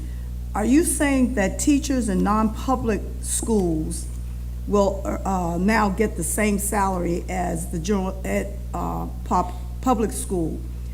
My question is, aren't we paying tuition to those non-public schools? Yes, we are paying tuition to the non-public schools. So isn't it their responsibility to pay those teachers? That is absolutely correct, but what will happen is the tuition costs will increase proportionally, so therefore, depending on where the schools are located, so that we will pay more, and that money is supposed to then be used to pay those salaries. Okay, thank you. Second question, well, not a question, just a statement to follow up on Mr. Fields' comments. The Prince George's County School Board or system receives 2/3 of the county budget, and it appears that we are being targeted, as Mr. Fields indicated. He didn't use the term targeted, but full control. And we as taxpayers need to address that with the general public, with the council and leadership. And all funds that we have that we don't expend, that the board does not expend, go back into, quote, the general fund, which goes back to the county. So we should use up every dime that has been appropriated to this school system. I just wanted to add that. Trying. Thank you, Madam Chair. Vice Chair Walker. Yes, thank you so much for that report, Ms. Welsh and Mr. Fields. You know, when I look at these bills, and I thank you so much for being so open and honest and pushing the accountability that we have as a board. And so I just wanted to pile on to that and say to us as a board and his leadership, it behooves us to demand accountability when it comes to our legislators and us sitting at the table with our delegates, with our senators, with our council members who come up with these bills that impact the school board without the school board.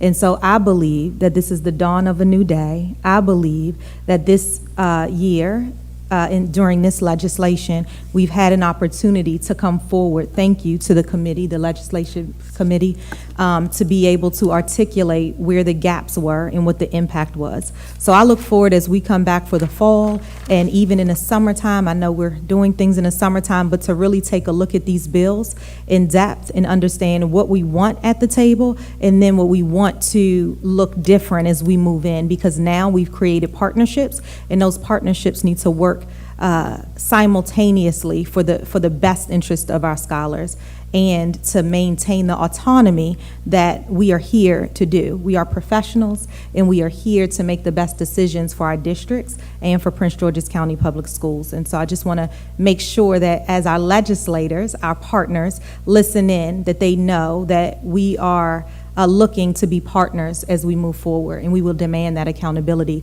so that our power is not diminished for what it is that we are here for. Thank you. Thank you. Board Member Boozer Strother. Thank you so much, Chair. Just following up on some of the statements of my colleagues. One, just thank you, Chair Saron Ruiz, for your excellent leadership through this session, and Vice Chair Fields for keeping us informed and timely in our favorable or unfavorable comments to the legislature. I want to thank another group, which is our Prince Georgians. You can see the actions of advocates. If you look at all of those climate action and clean energy buses, clean energy schools, that advocacy has been strong out of Prince George's County, strong out of Prince George's County Public Schools. Parents and students have been moving that agenda, and that is the agenda of climate action. That is probably our number one intergenerational work that we are doing here as a board for our future. I want to acknowledge the parents and the advocates for the Blueprint for Maryland's Future, our partnership with Strong Schools, Maryland, that we continue to stay on the forefront for Blueprint funding, securing that funding, but also there's some fixes that we're working with in partnership that we continue to work with PGCEA and MSEA, and that partnership needs to be acknowledged that we are in this together and focused on our children and all of that legislation. And finally, school construction. We know that there was an $8 billion backlog that we dealt with significantly starting in 2017. It was because of the lack of funding coming from the state, and the turnaround has been phenomenal. And I want to say, I think our educational facilities master plan, our leadership on alternative construction financing, building 6 new middle schools in 2 years has made an impact on the Built to Learn Act, which has increased funding for PGCPS. So that wouldn't happen without advocates and our parents and our teachers, staff, and I just want to thank them as well. Thank you. Thank you so much. Board Member Saron Ruiz. Thank you. This legislative session, there were a lot, as you heard, a lot of important educational bills. And as a public entity, it is our duty to state our position, to make a position, and to look into these bills as we are advocates of our communities, of our districts, or as Prince George's County as a whole. And so I want to take the time to just thank, firstly, Vice Chair Walter Fields for his support, for my committee members for bearing through our committee meetings where we went through all the bills. Thank Ms. Robin Welsh for her tireless work, working through all these bills, working with Mabe for all your important reports. And I just wanted to take the time to thank everyone who, played a piece in this. Thank Ms. Cindy Adlin for taking the time to get all the paperwork together, get all the bills together. I know in board docs you see all the bills compiled all together with a brief summary. That was Cindy. So I just want to thank you as well. So thank you, everyone. Madam Chair. Thank you so much. Now we will, well, we go right back to Chair Sarong Ruiz for the committee recommendations. Thank you. The Policy and Governance Committee met virtually and discussed the revisions to the following policy. That is Board Policy 5168, Automated External Defibrillators. The purpose of this policy is to provide guidelines for the management and administration of PGCPS AED program and the development of venue-specific emergency action plans for both middle and high schools. So on behalf of the Policy and Governance Committee, I move that the policy be recommended for advanced consideration to seek public comment. Board member, did you get a second? You don't need a second.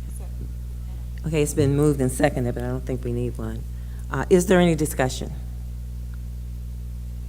Seeing none, all in favor, say aye. Aye. Any nays? The motion passes. At this time, I yield the floor to Board Member Shayla Adams Stafford to present the Parent and Community Advisory Committee Catered Retreat. Good evening, colleagues. The purpose of this retreat is to develop and strengthen the relationships between the Parent and Community Advisory Council members by focusing on team building exercises and equitable engagement practices in order to develop other parent and community leaders as effective partners in education. Colleagues, I make a motion that the Board of Education of Prince George's County does hereby accept the Parent and Community Advisory Council Committee's request to provide a catered meal for the PCAC Committee Members Retreat in June 2023. Second. It has been moved and seconded to accept the proposal from the Parent and Community Advisory Committee for their retreat. Is there any discussion? Seeing none, all in favor? Aye. Any nays? I think we seconded. Didn't we second? You seconded. Okay, it was seconded. Okay, thanks. All in favor? Aye. Any nays? Hearing none, the motion passes. Thank you, colleagues. Now we've reached the public comment section. The board will hear public comments from speakers on agenda and non-agenda items. Public comment guidelines for registered speakers. You have been registered to speak in a public comment forum where the Board of Education will listen to your comments. The board will not address your comments. All registered speakers will have 3 minutes to make their presentations. Registered speakers may not relinquish any part of their speaking time to another registered or unregistered individual. Speakers may not address individuals or issues with profanity or derogatory terms. You will be warned once. If you continue, your comments will be muted and you may be removed from the meeting. Speakers are encouraged to use titles rather than names. For example, principal, CEO, chair, board member, etc. Your adherence to these guidelines will enable the public participation process to move smoothly. There are 12 public comments. Our first speaker is Zoe Smith, Excel Academy Public Charter School student. Oh.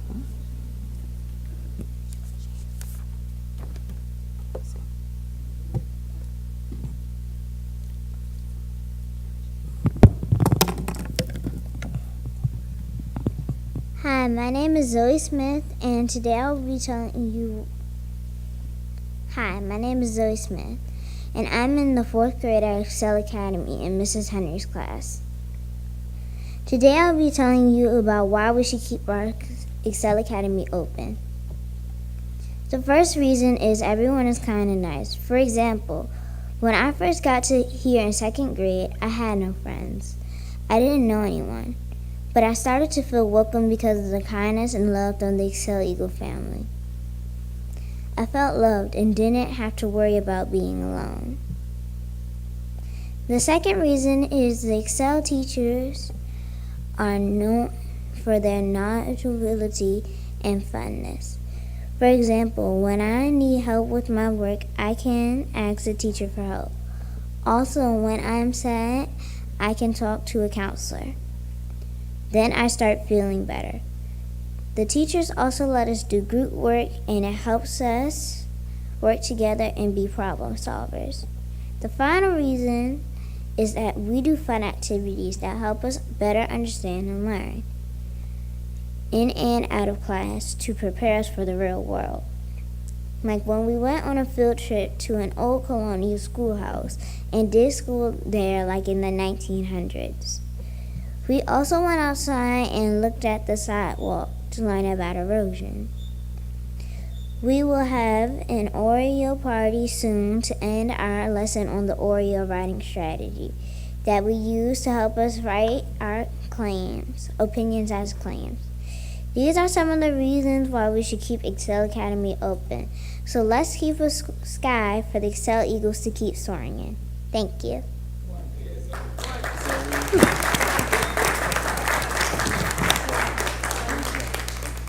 Our next speaker is Shannon Reed, Individual Data and Accountability. Good evening. I'm a PGCPS teacher, and all three of my children have attended PGCPS schools. By the time my youngest child, who is currently in high school, left the 4th grade, she was behind in math. The school she attended in the UK for 6th grade noted this on a comprehensive assessment of her skills. I sent her to PGCPS ahead in math, and she ended up behind because of the lack of appropriate data tracking. When she returned from the UK, she was overwhelmed by a generally chaotic environment and a chaotic math class in her chronically underperforming PGCPS middle school. None of these factors have been mentioned nor analyzed during any academic committee meetings, nor during discussions about the most recent MCAP data. Instead, the Chief Accountability Officer explained the demographics of PGCPS to trusting community members as if race and language influence MCAP scores more than leadership, school-level issues, instruction, and other systemic issues. The Chief Accountability Officer suggested that English language learners lowered scored, which is problematic and hurtful based on history and inaccurate based on my experience teaching many diligent and determined English language learners over the course of 10 years at Bladensburg High School. Under 3 different principles, our collaborative planning meetings remained irrelevant, time-consuming, and ineffective. Because there was no accountability to call them to strength, not one of the last 3 principles ever focused on data, instruction, nor professional development.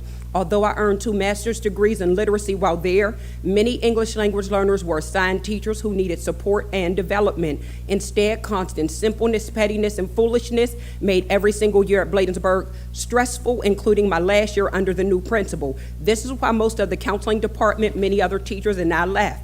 This pattern of abusing teachers and subsequent mass departures can be traced across 10 years. Some learners' lack of discipline, effort, and focus is simply a reflection of leadership at home and in PGCPS schools.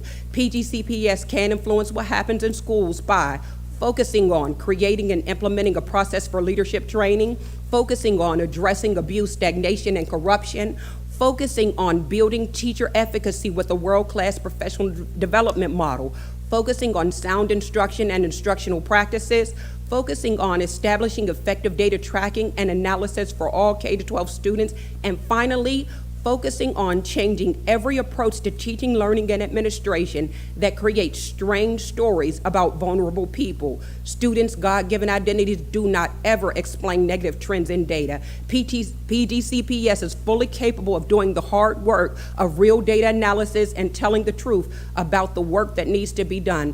Our diverse student population needs this, and this is the work of leaders. Thank you. Thank you. Ms. Belinda Queen, Security, Field Trips, and Community Schools.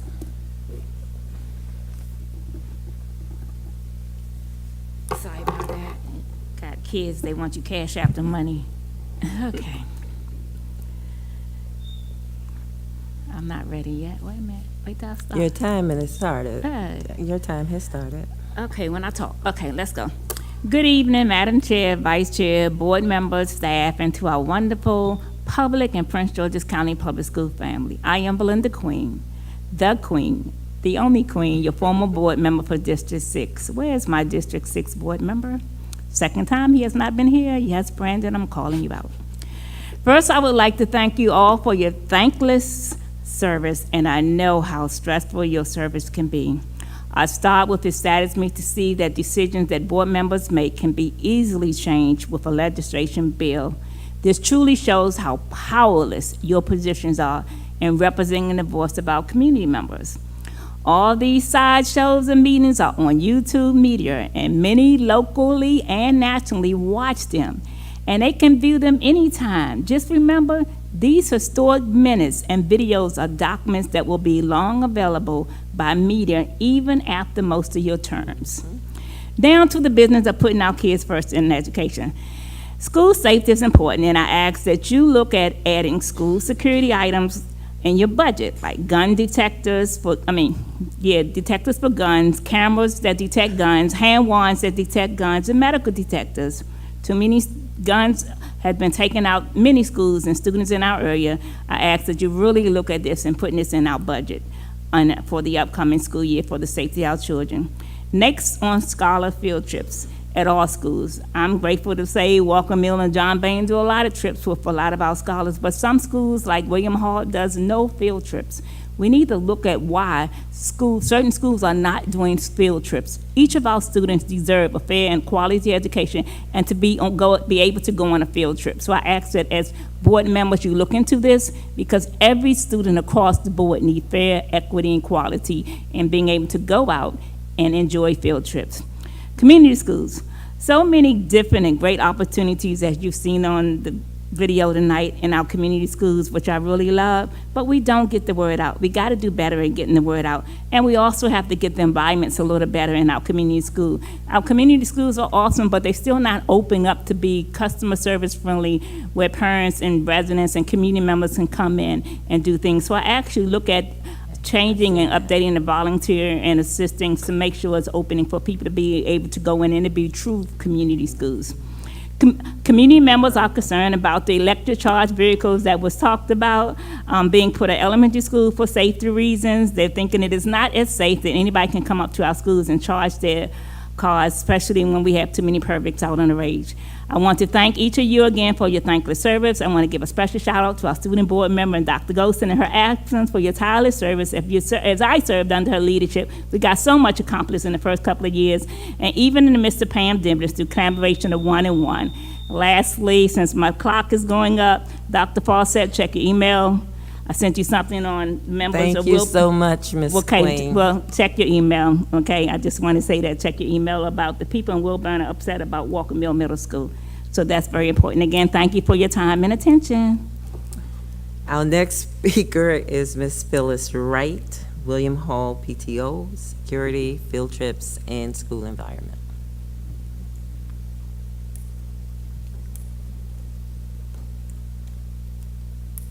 Good evening. My name is Phyllis Wright, William Hall Academy PTO President. Speaking on security, I'm hoping that we will get metal detectives for all of our schools, and we need more security there as well.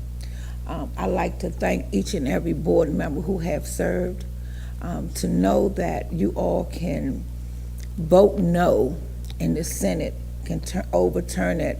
When we have an all-elected school board next year, would they have any say-so? Is this school board just a prop just to be here? Because whatever you make a decision on would not be your decision, it'd be decisions of the governor or whoever comes next. I think it's unfair to taxpayer, which is myself.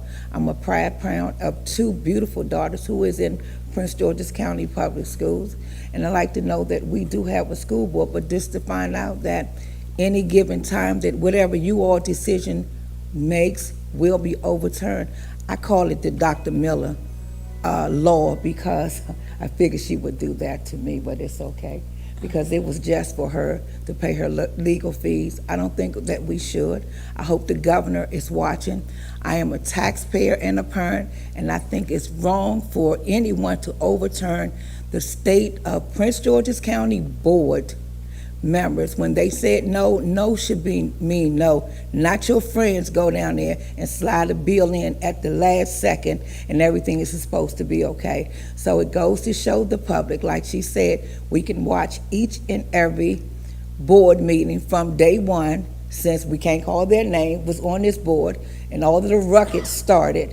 And I think she should be liable to pay her own legal fees, and not me, not the taxpayer or anyone else. But if you have friends in high places, I guess you can get things done, because as you can see, you board members, whatever you say does not matter. So it's just a fake for the members who thinking that we are putting you all in office, that you have a right to vote to say something, and that we want to voice our opinion for you all, and then down in Annapolis, they can say, hey, here's a bill, we don't want it. I think it's very unfair. So the next school board that they put in place is going to have a very hard time to even want to serve on this school board, because your voice doesn't matter when it can be overturned. Thank you so very much. I don't feel well, but I had to come out here tonight, because after hearing this, I was appalled.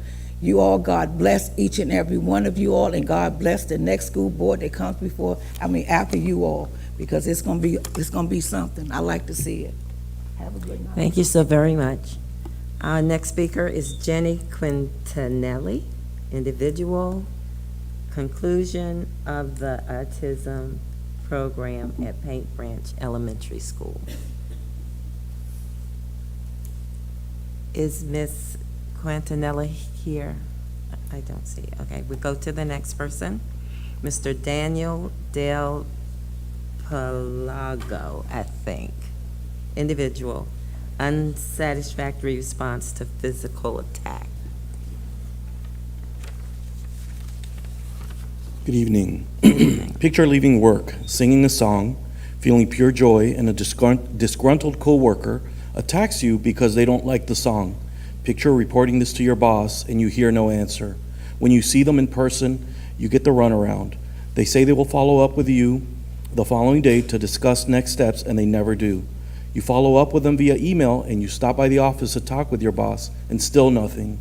When you finally meet to discuss the incident, the blame is put on you, because although the aggressor has tried to choke you before, you didn't report it, so you are told it doesn't count. The incident is minimized because this was his first documented time choking you. You receive misinformation about your rights. There are no visible consequences, and you are expected to return to work with no real safety plan in place. Well, this situation played out in real life 2 weeks ago at our child's school. She is a second grader at Cesar Chavez Dual Spanish Immersion Elementary School. She was choked by a student in her class close to dismissal time when she was singing a song. The aggressor did not like the song and proceeded to choke our daughter, where we were made aware of the incident by the school nurse, who was concerned because the attack left red marks and nail indentations around our daughter's neck. Following this incident, the school administration did not answer our emails and failed to provide a real safety plan. The administration relied on the teachers to find solutions that were not measurable to the type of assault that they were dealing with, which shifted the burden to the victim, our daughter. The solutions that they offered required our daughter to share the same classroom with the other student, required our daughter to stand near the teacher just in case the other student attacked her. Again, we were offered no real plan on how our child will be made to feel safe during the school day and when departing school, and in general made to feel like the onus of the resulting trauma from the attack is something our daughter will just have to deal with. I want to flag here that there is something very wrong happening with PGCPS and this school more specifically. When girls are attacked, there appears to be a sense that they are somehow culpable and their protection is secondary. The focus has been on the aggressor without acknowledging that supporting the victim is just as equally important. Everything we've heard so far makes it appear that the attacker has more rights than our child who was physically attacked. I'll repeat, by choking. Her breathing was restricted, not an incident of pulling hair or even hitting, but something that could have resulted in death. The attacker is in school. Our daughter sees them every day and has seen him participate in all school events, even extracurricular ones, as if committing such a heinous act has no repercussions. What message does it send to children? What message does it send to our girls? What message does it send to parents who are concerned every day that something may happen to their child again? And what message does it send to students that they believe that their school would take necessary steps to ensure the safety for all students? Thank you. Thank you so very much. Our next speaker is Marshall Board Governing Board Chair, Imagine Lincoln Public Charter School. Thank you, Board of Education members. Thank you for the opportunity to provide this testimony on behalf of Imagine Lincoln, Prince George's County LLC Board of Managers, as their board chair, to respectfully support the request for our renewal of the charter agreement for Imagine Lincoln Public Charter Schools. As the board provides guidance and governance, we are deeply committed to supporting all scholars and their families that choose Imagine Lincoln for their education. Our number one goal is to strengthen the academic program at the school continuously. The operational success of the school, which serves to provide our scholars with a safe, stable, and positive environment for learning and development, is also of a vital importance to our board. Notably, Imagine Lincoln's strong scholar attendance and low mobility, excellent parent and teacher survey results, and the initial response and ongoing recovery to the COVID-19 pandemic demonstrates that our school provides a valued service to our scholars and our community. We are gratified by the strong and exciting educational community that continues to grow at Imagine Lincoln and look forward to continued progress over the next charter term. Imagine Lincoln, like many schools, has admittedly struggled with developing adequate academic performance over the previous charter term, of which nearly 3 years coincided with the disturbances of COVID pandemic. The Imagine Lincoln Board, working with our operator, Imagine Schools, took proactive steps within the last school year to provide the academic program, including the implementation of a highly rated, aligned new curriculum in fall 2022, increased focus on intervention time and the scholar success time. Additionally, we targeted instructional professional development on the new curriculum of our staff, which has been implemented through the past year to further improvement and scholar academic outcomes, and these efforts make us confident that they will constructively impact scholar performance and continuing school rise up collaborative approach and provide defined, clear expectations and goals to catalyze a significant positive impact on our school success. Moreover, we continue to support Imagine Lincoln as a governing board, as a partner with Prince George's County's public schools in its mission to provide students with a world-class learning opportunity by creating a caring learning environment, developing the intellectual and morality of our students, and preparing children for the leadership in a rapidly changing world. As a board, we are committed completely to working with our operating Imagine Schools to provide a detailed strategic academic improvement plan by August 1st, 2023, and provide annual reports documenting progress and implementing every aspect of the plan and through the next charter renewal period. As a board, we strive to promote vital parent, staff, and community stakeholder involvement in governance of Imagine Lincoln. Most importantly, to work with Imagine Lincoln, Prince George's County's public schools to serve the entire Prince George's community by providing an educational opportunity for all of our scholars and families that help scholars gain academic confidence and strong character. Thank you so much. Our next speaker is Lavania C. Wiggins, Jr., Imagine Foundation Board.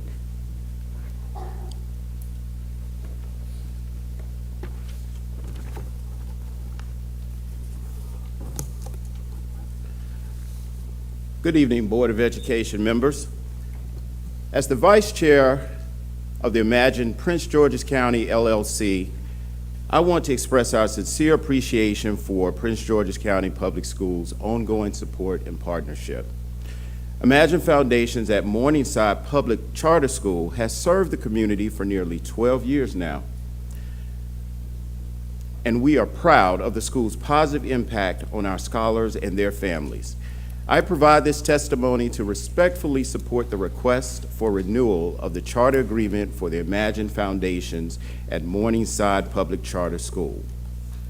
Imagine Prince George's County LLC dedicates itself to providing our scholars with a high-quality education that prepares them for success in college, careers, and life.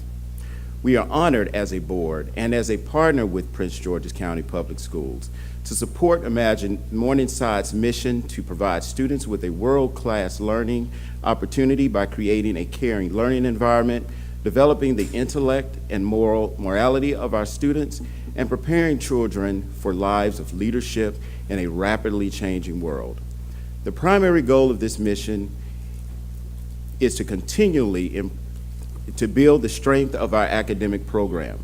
We also dedicate ourselves to continual improvement of the operational capabilities of the Imagine Morningside School, providing scholars with a positive, safe, and stable environment. Imagine Morningside has a track record of success in many areas, including our strong character development program, our initial response and ongoing recovery to providing education during the COVID pandemic, and excellent parent and teacher survey results. These successes demonstrate that the school serves our scholars and our community with value. We are proud of our dedicated and talented team of educators who work tirelessly to support our scholars and help them achieve their full potential at Imagine Foundations at Morningside, and look forward to more progress over the upcoming years.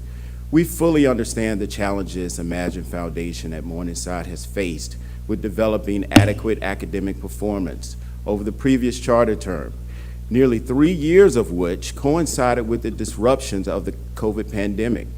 In light of these challenges, our board, working with our operator Imagine Schools, acted proactively within the last school year to strengthen our academic offerings, including implementation of a highly rated, aligned new curriculum in fall 2022, increased focus time on intervention, and more quality scholar success time.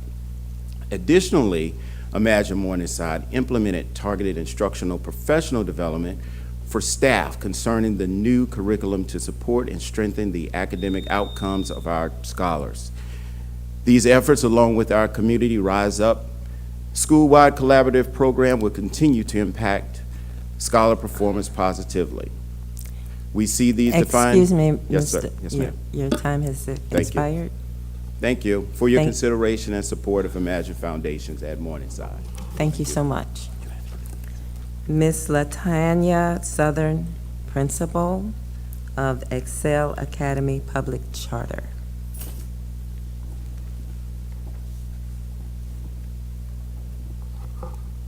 Good evening, all. My name is Latanya Southern, and I am the proud principal of Excel Academy Public Charter School. I am here to advocate for my school's continued operation as a school of choice for Prince George's County Public Schools. Recently, our school went through the renewal process for charter reauthorization. Throughout that visit, the external site visit team consistently reminded us of the strength of our school culture and the evidence of the family atmosphere experienced when you enter our environment. Family is our brand, and it is palpable everywhere, in the classrooms, the main office, and between students, staff, and our community. Family is the bond that carried us through the COVID-19 pandemic shutdowns, which also began during my very first year as principal. Through it all, our staff, community, and students and board worked as a family to do our best to realize our vision of providing a quality choice in public education to a chosen, gifted generation, even during a global pandemic. Despite our best efforts, we faltered in some areas as measured by MCAP. But being a school with a 67% farms rate, the highest of all the public charter schools in our district, our challenges were not uncommon to school communities like ours or Prince George's County Public Schools. Despite that, we can still celebrate successes in reading for specific grades and demonstrating ELA improvements for our Black and Brown students, economically disadvantaged, and English language learners. Now that we are back to 100% in-person learning, we look forward to a new school year and location. We plan to leverage this family brand to formulate innovative strategies that will support our scholars and accelerate their learning. The core purpose of any school. The work has already begun this year, but we need more time.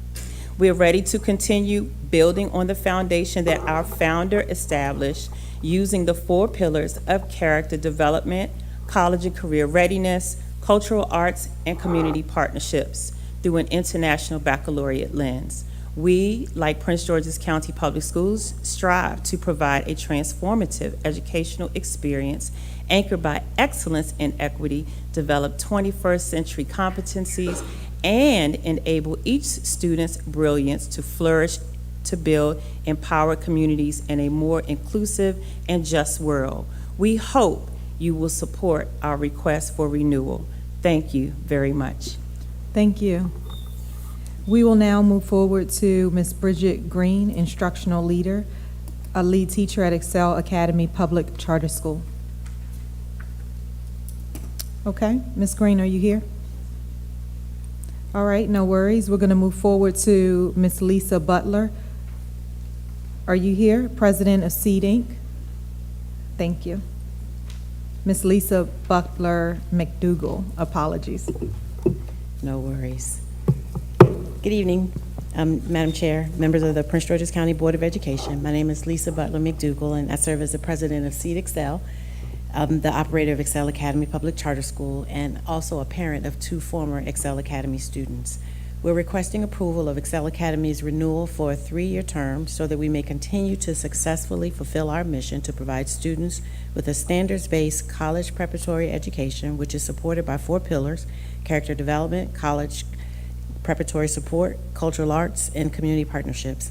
We're also very excited about our journey toward full authorizations through the International Baccalaureate Program, the only charter school in Prince George's County offering this worldview of learning for our scholars.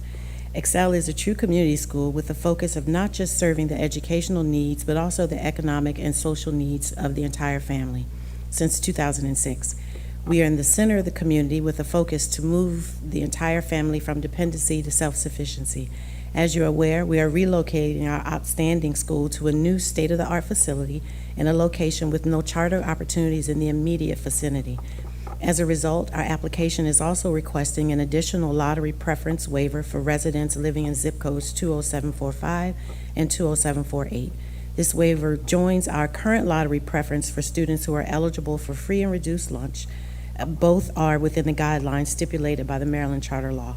Our current farms rate is 67%. Excel is looking to increase that percentage to above 70% to allow more families whose income is below the area median income for Prince George's County easier access to services provided by Excel's parent organization, Sewing Empowerment and Economic Development, also known as SEED. We provide food, clothing, education, training while promoting self-sufficiency and empowerment directly to low to moderate income families. In 2022, SEED served nearly 20,000 families countywide through education and community services programs. Examples of how we would like to continue to serve families through Excel and our other opportunities include emergency food through the Seed Fruit Distribution Center, as well as the Excel Family Market in partnership with the Capital Area Food Bank, healthcare outreach, free diapers, housing counseling and education for first-time home buyers and foreclosure prevention, family financial and fitness, as well as after-school and summer enrichment.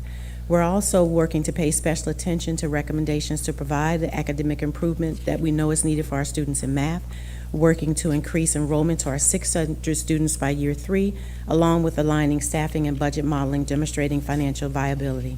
In closing, let me say we are excited to be doing this work alongside Principal Southern at the helm of our school, with the support of our founder, Pastor Denise Johnson, in partnership with this dynamic administration that's been very supportive of us throughout this renewal process, as well as the process of our new facility, the Board of Education, and we are eager to serve the extraordinary families of Prince George's County for an additional term. Thank you. Right on time. Thank you. Our final speaker, Clarence Jones, Jr., Board Chair, Excel Academy Public Charter School, first reading. Good evening, Board Chair Mickens Mary and members of the Prince George's County Board of Education. My name is Clarence Jones, Jr., and I serve as the Board Chair of Seed Excel, the governing board for Excel Academy Public Charter School. As a governing board, we understand that you hold us accountable for the performance of Excel, especially as it relates to upholding its mission. Excel Academy's mission is to develop compassionate, lifelong learners through inquiry-based learning experiences. These experiences cultivate intercultural understanding through innovative teaching techniques, community partnerships with rigorous, culturally engaging academic and social learning opportunities. This mission is supported by Excel's 4 pillars that you heard earlier: character development, college preparatory support, cultural arts, and community partnerships. I am pleased to highlight some of the goals that we achieved in our strategic plan. We revised our bylaws to reflect what we need to effectively govern. In addition to having 2 parents on the board, we added additional expertise, including a retired Prince George's County Public School administrator and a strategic advisor to a charter school in the District of Columbia. Additionally, we developed a committee structure that allows us to govern all aspects of the school, both internally and externally. We have achieved status as an international baccalaureate candidate school for the primary years program for grades kindergarten through 4. We are planning to seek full authorization in the coming academic year and fully anticipate that we will achieve this status. Once authorized, we will be the first and only international baccalaureate charter school in Prince George's County. We have acquired a new facility to be Excel's permanent home beginning this fall with the 2023-2024 school year. Excel Academy will operate in its new facility located at 6700 Block Road in Fort Washington, Maryland. At 75,000 square feet, the facility's design will strengthen our capacity to deliver on the school's 4 pillars with spacious classrooms, an art studio classroom, a music room with acoustic treatments, a regulation-sized basketball court. Additionally, the school grounds will include playgrounds for our elementary and middle school students, as well as a regulation-sized soccer field. In closing, let me say that we are excited about our future, especially with Principal Latanya Southern at the helm. She has been steadfast in her commitment to Excel's mission and unyielding as she guided our school community through the pandemic with the needs of our scholars at the center. We are optimistic about being renewed so that we can fulfill our plan and provide quality educational options to the families of Prince George's County. Thank you very much for your time. Thank you. There were no written comments, so thank you all for your statements tonight. Now we will move to the consent agenda. Mr. Burnett, please introduce 4.1 and through 4.5. Thank you, Board Chair Mickens Mary. Items 4.1 through 4.5 requires board approval of proclamations commemorating National Physical Education and Sports Week, National Asian Pacific American Heritage Month, National School Nurse Day, Children's Mental Health Awareness Week, and the month of June 2023 as LGBTQIA plus Pride Month. Colleagues, may I have a motion to accept items 4.1 through 4.5? Excuse me? Oh, may I have a second? Second. Okay, it's been moved and probably second. Is there any discussion? Alfro. I recognize Saronia Ruiz. Thank you, Madam Chair. More specifically, my comments is on 4.5. I just wanted to take the time to actually read the abstract. I think it's really important to talk about the importance that is Pride Month within PGCPS. The month of June 2023 has been designated as LGBTQIA plus Pride Month. During the month of June, communities across the United States and the world recognize the role of LGBTQIA plus rights activists and commemorate the Stonewall riots that occurred in June 1969, an event widely recognized as the catalyst of the LGBTQIA plus rights movement. The observance affirms the celebration and recognition of the status and rights of LGBTQI plus students, staff, families, and PGCPS, and anyone who enters through the doors of our buildings. So I just want to take the time to thank Board Member Boozer Struther for this BAC, for taking the time to make sure PGCPS is proactive when it comes to acknowledging Pride Month. Thank you. Thank you so much. Is there any other discussion or comments? I recognize Board Member Boozer Struthers. Thank you. Yeah, I just wanted to say it's been a pleasure with working with Board Member Sharon Ruiz on this proclamation for the past 2 years, and I'm also grateful for our partnership with Dr. David Reese of the Office of Equity and Excellence, who created a resource for our staff to bring lessons and activities to our students during Pride Month. I think, it's critical that we acknowledge our LGBTQ plus youth and our staff, because across this nation, there are renewed attacks on the rights and safety of our youth in public schools, as well as dismantling of inclusive school cultures, and there are attempts to outlaw culturally responsive teaching and books with LGBTQ plus content. And I said this a year ago, and I said it again tonight, because it's actually gotten worse. And I think as Prince George's County Public Schools, we are a model of inclusivity. We have the model equity policy in this nation as recognized by NSBA and others. And we need to be visible. So I sit here as an out and proud elected Board of Education member, and proud to serve with our student member of the board, who also has been out and proud from day one. And I will miss our service together in this regard. Thank you so much. Colleagues, is there any more discussion?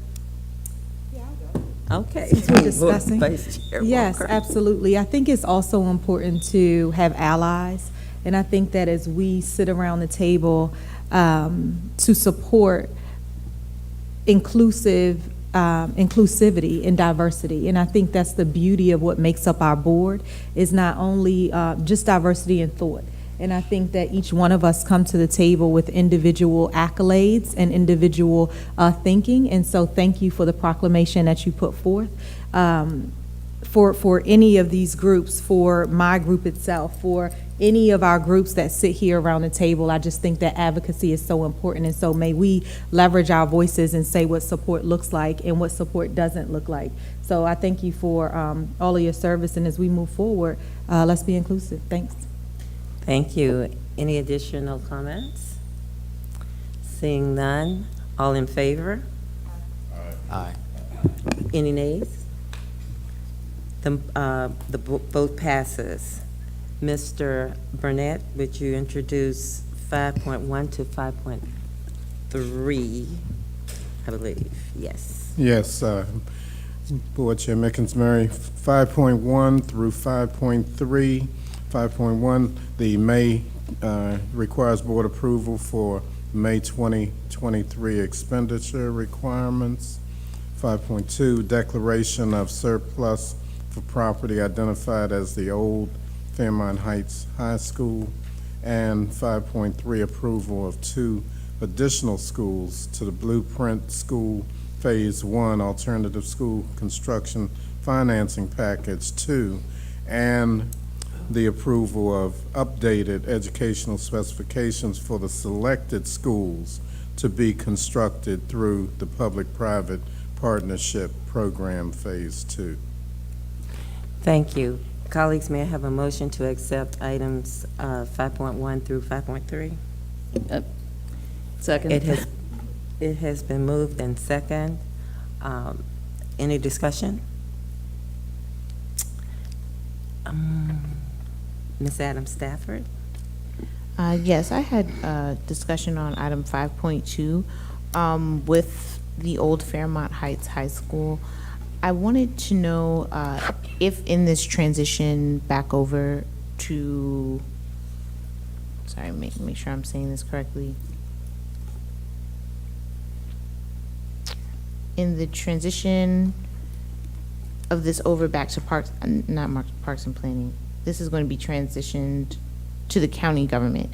Thank you. I just wanted to know, will there be some opportunities for community involvement prior to that transfer or directly afterwards?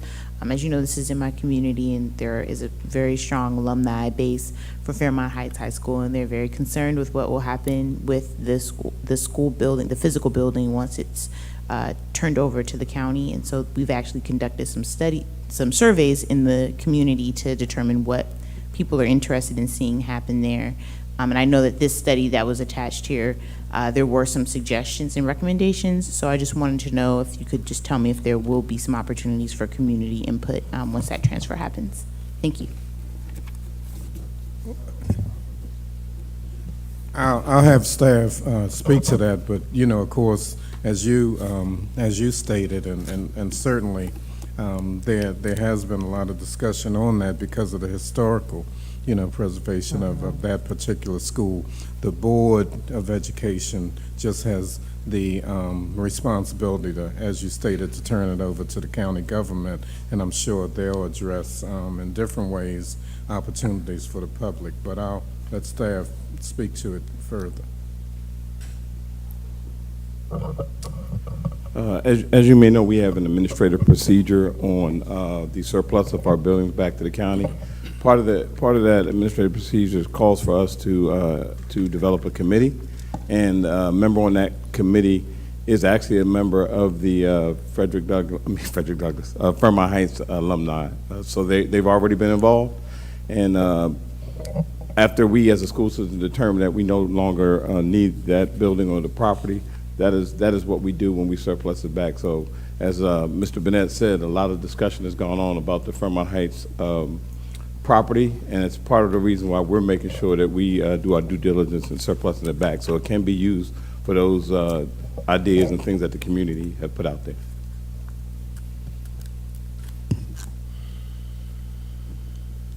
Any additional? Okay, thank you.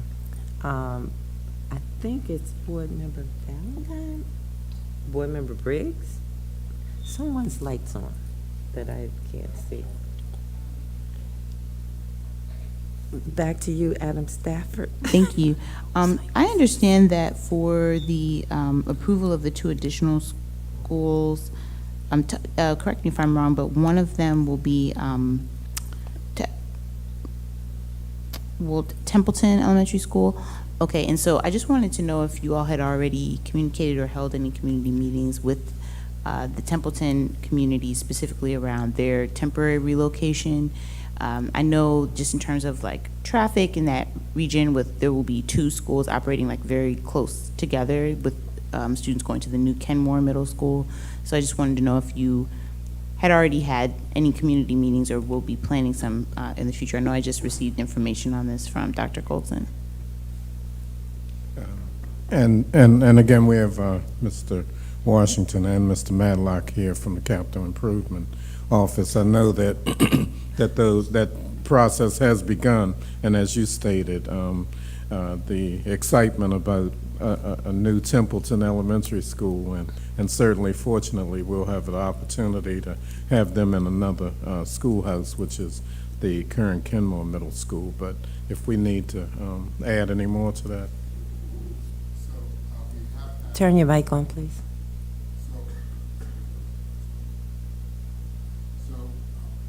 There is no mic. Stand up.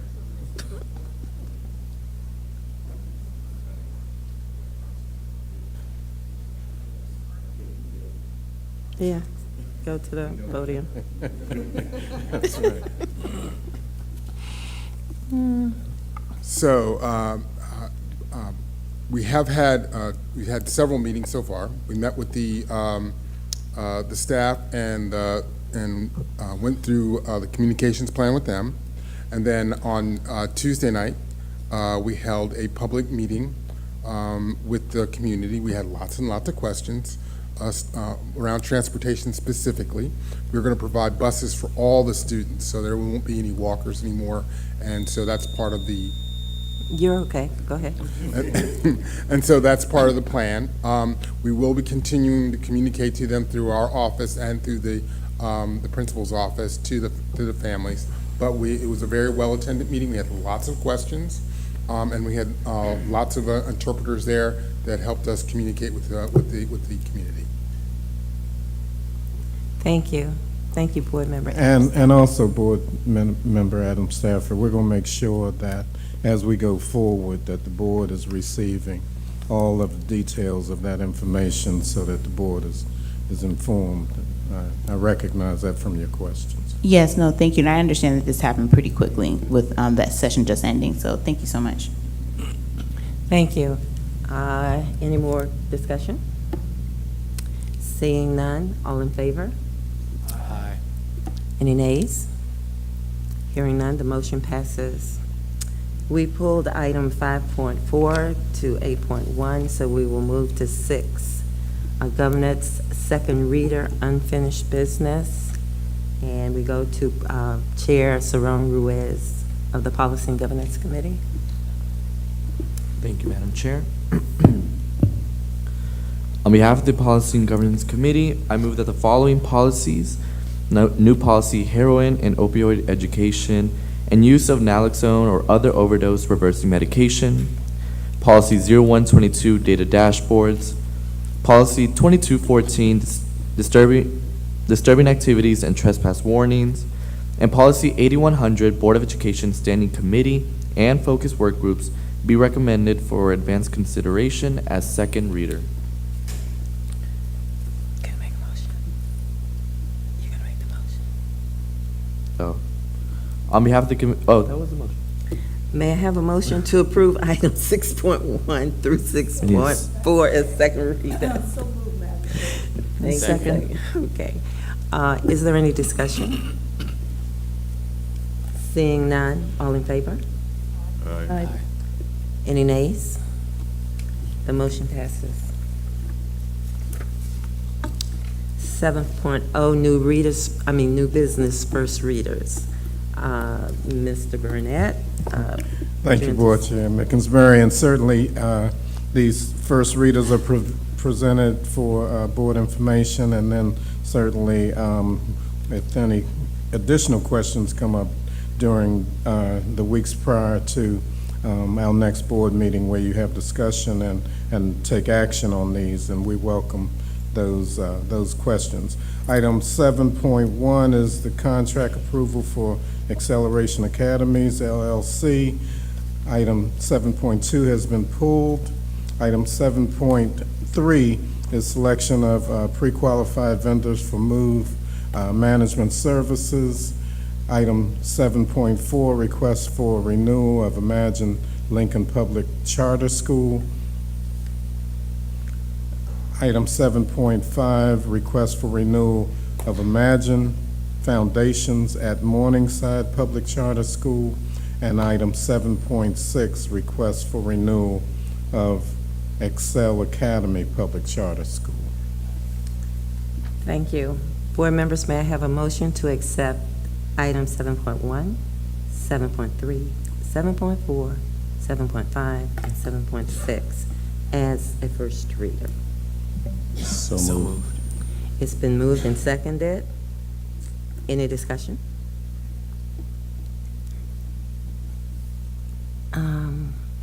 Adam Stafford first. Board member Adam Stafford.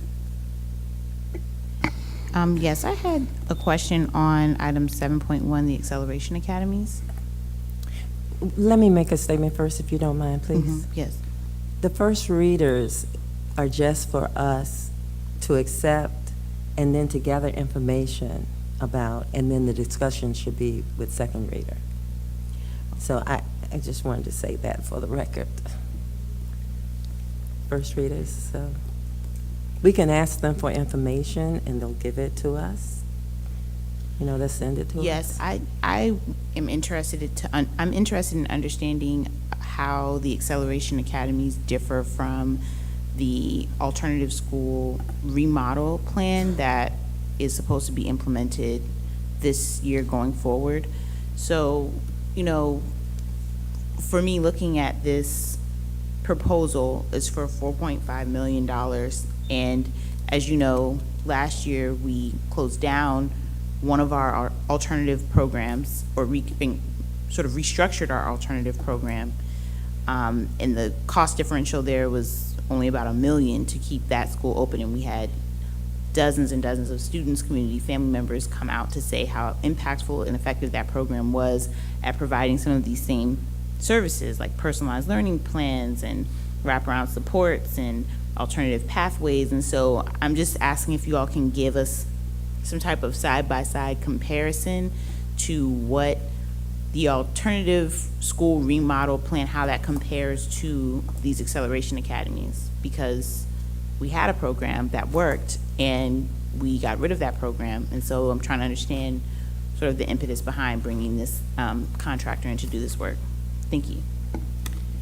So could you send that to Certainly, all board yes, members, we'll please? send when that to you all board appreciate members. We that? took notes. Thank you so much. Board Member Harris? Yeah, thank you, Chair Mickens Murray. So my comment is not toward administration, it's a comment toward my colleagues. So I want to implore you all, this is, sorry, for reference, I'm commenting on 7.4, 7.5, and 7.6 dealing with the renewal of our charter schools. So I implore all of my colleagues to take a look at these reports that our CEO has sent out. Very thorough reports. They speak to areas of strengths, areas of challenges.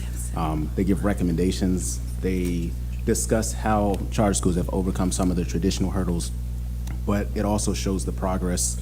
It shows things like increased enrollment.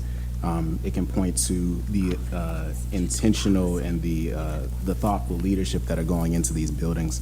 So I implore you to read through those reports. If you don't have them, I'll forward them to you again. And also to join the question sessions that are happening next week. Again, if you don't have that invite, I'll forward it to you.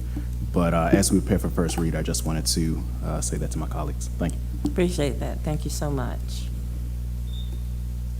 Board members, is there, okay, Board Member Valentine. Thank you. And this is in line with my colleague, Sheila Adams Stafford's questions about the Acceleration Academy, just information in advance of our next meeting. Just the process of selection. I was just going through their website. It's clear that they operate nationally, but obviously the question always is, in the cities that they do operate, how similar are they to our demographic, to the to what they've done in other cities around the country, and how that applies to Prince George's County. But also just a little bit more about the organization. I don't question the importance of what they do or how it would serve our students, but want to make sure that they're the right partner, and that what they've done elsewhere can be done here. Okay, thank you. Board Member Adam Stafford, second round. Thank you. And I'd also like to see some data on their specific student success metrics in terms of student graduation rate, student grades, student perceptions of the support that they're receiving. I'd like to see some more data around this particular vendor. Thank you. Thank you so much. Vice Chair Walker. Just wanted to make sure, in our sessions next week, my understanding is that these questions, I'm looking at you because I think hopefully you can answer, is that in our sessions next week, when we have our applicants there, then they'll be able to answer some of these tough questions directly. Is that true? That's my understanding. For the next board meeting? No, it's separate sessions For the academic achievement committee? No, it's not. Dr. Goldson, or staff has put together a couple of sessions. I attended one last, I don't know, a couple of weeks ago, maybe it was last week, that really talked about what charter schools were, what all my questions were around that. And then our next sessions are going to be, I believe, is with all that's on the docket to come forward to ask the questions, such as those that's being asked tonight, for them to be able to answer directly. That's my understanding of what those sessions are. I hope so, because I have questions. Okay. Well, maybe you're not sure of it, but I'm pretty sure, colleagues, I am sure that these we're going to have sessions are the appropriate staff with Perfect. Dr. Golson Thank to you. answer all questions. Yeah. Along with, the next I'll look it up board while I'm meeting, right here. we'll have staff here also. Yeah. But we'll compile these responses. Yes, well my before understanding is that it will be staff, so thank you so much. Board members, Chair Saron Ruiz of the Policy and Governance Committee, please introduce 7.7 through 7.11. Thank you, Madam Chair. Policy and Governance Committee met virtually and discussed public comments to the following policies. That is new policy, student sunscreen use, policy 0121, people first language, policy 5122, interscholastic athletics and extracurricular activities, policy 5162.1, do not resuscitate order, and policy 5118.4, tuition waivers for summer school rescission. The committee voted unanimously to forward the policies to the full board for advanced consideration. On behalf of the Policy and Governance Committee, I make the motion that the policies be recommended for advanced consideration as first reader. Thank you. Is there a second? It's been moved and second that 7.1, 7.8, 7.9, 7, 10, 7, 11 policies be moved as first readers. Right. May I, any discussion? Hearing none, all in favor? Just I had a quick question. Okay, I'm sorry. I don't have his name. So, My name is Curtis Valentine. I know, but it's not on this. It's not here. No, just in advance of next week as well, particularly as it relates to the tuition waiver for summer school. Just in the event that a student has that waived or portion of it waived, where would the money come from? Would it come from the county or from our schools? Is it coming out of the school budget? You don't have to answer that now, but I think just information as we're thinking about this particular policy. Thank you.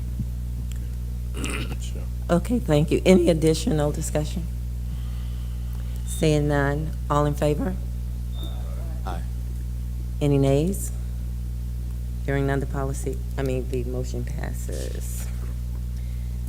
Now we move to the policy, from the CEO contract from 5.4. CEO consultant contract, CEO transition. Oh, I'm sorry. 5.4 Oh, is now the board 8.1. count, I'm sorry. I don't have it. Oh, wait a minute. Oh, 7. Take it, It's the Board of Education meeting calendar. because I don't see it. Take it. No worries. We'll move forward with the Board of Education meeting calendar for school year 2023-2024. I make a motion to accept first reader of the Board of Education meeting calendar, school year 2023-2024. Second. Great. Oh, it's been moved and, it's been moved and probably second to accept the board calendar for school year 2024. Any discussion? Seeing none, all in favor? Let it. Aye. Any nays? Hearing none, the motion passes. Now we move to 8.1, the CEO contract, consulting contract and transition. And I will turn it to Mr. Farah, Board Attorney. Thank you, Madam Chair. This is a contract that the board wanted to put in place in order to ensure some continuity and transition support from our current CEO to the new CEO that the board is going to, that will be hired and employed as the CEO. The term of the contract is it's a 3-month contract. There is a clause that allows the board to renew it. The per diem rate is $1,370, and the maximum that the contract is not to exceed $120,000. But it's to provide, essentially to provide the new superintendent CEO with access to and the support of Dr. Golson as they transition leadership for the school system. So with that. Thank you. May I have a motion from the? Yeah, I make a motion to accept the CEO consulting contract with Monica E. Goldson. Second. It's been moved and seconded to accept the consulting contract for Dr. Monica Golson. The floor is open for comments, and Mr. David Murray. Thank you, Madam Chair. Colleagues, I wanted to express concern about the contract presented for board vote tonight. I have spoke to numerous superintendents around the country. This sort of agreement is rare. They weren't aware of any situations where any school districts have employed anything like this. We'd essentially be paying 2 superintendents at the same time. I think that if a new superintendent is in place and wants these services, they can then approach the board and ask. But for us to put this in place now, before the new person has come in, I don't think makes any sense. I think it's a waste of taxpayer funds, and so I'm going to be voting no on this. Okay, thank you. Board Member Adam Stafford.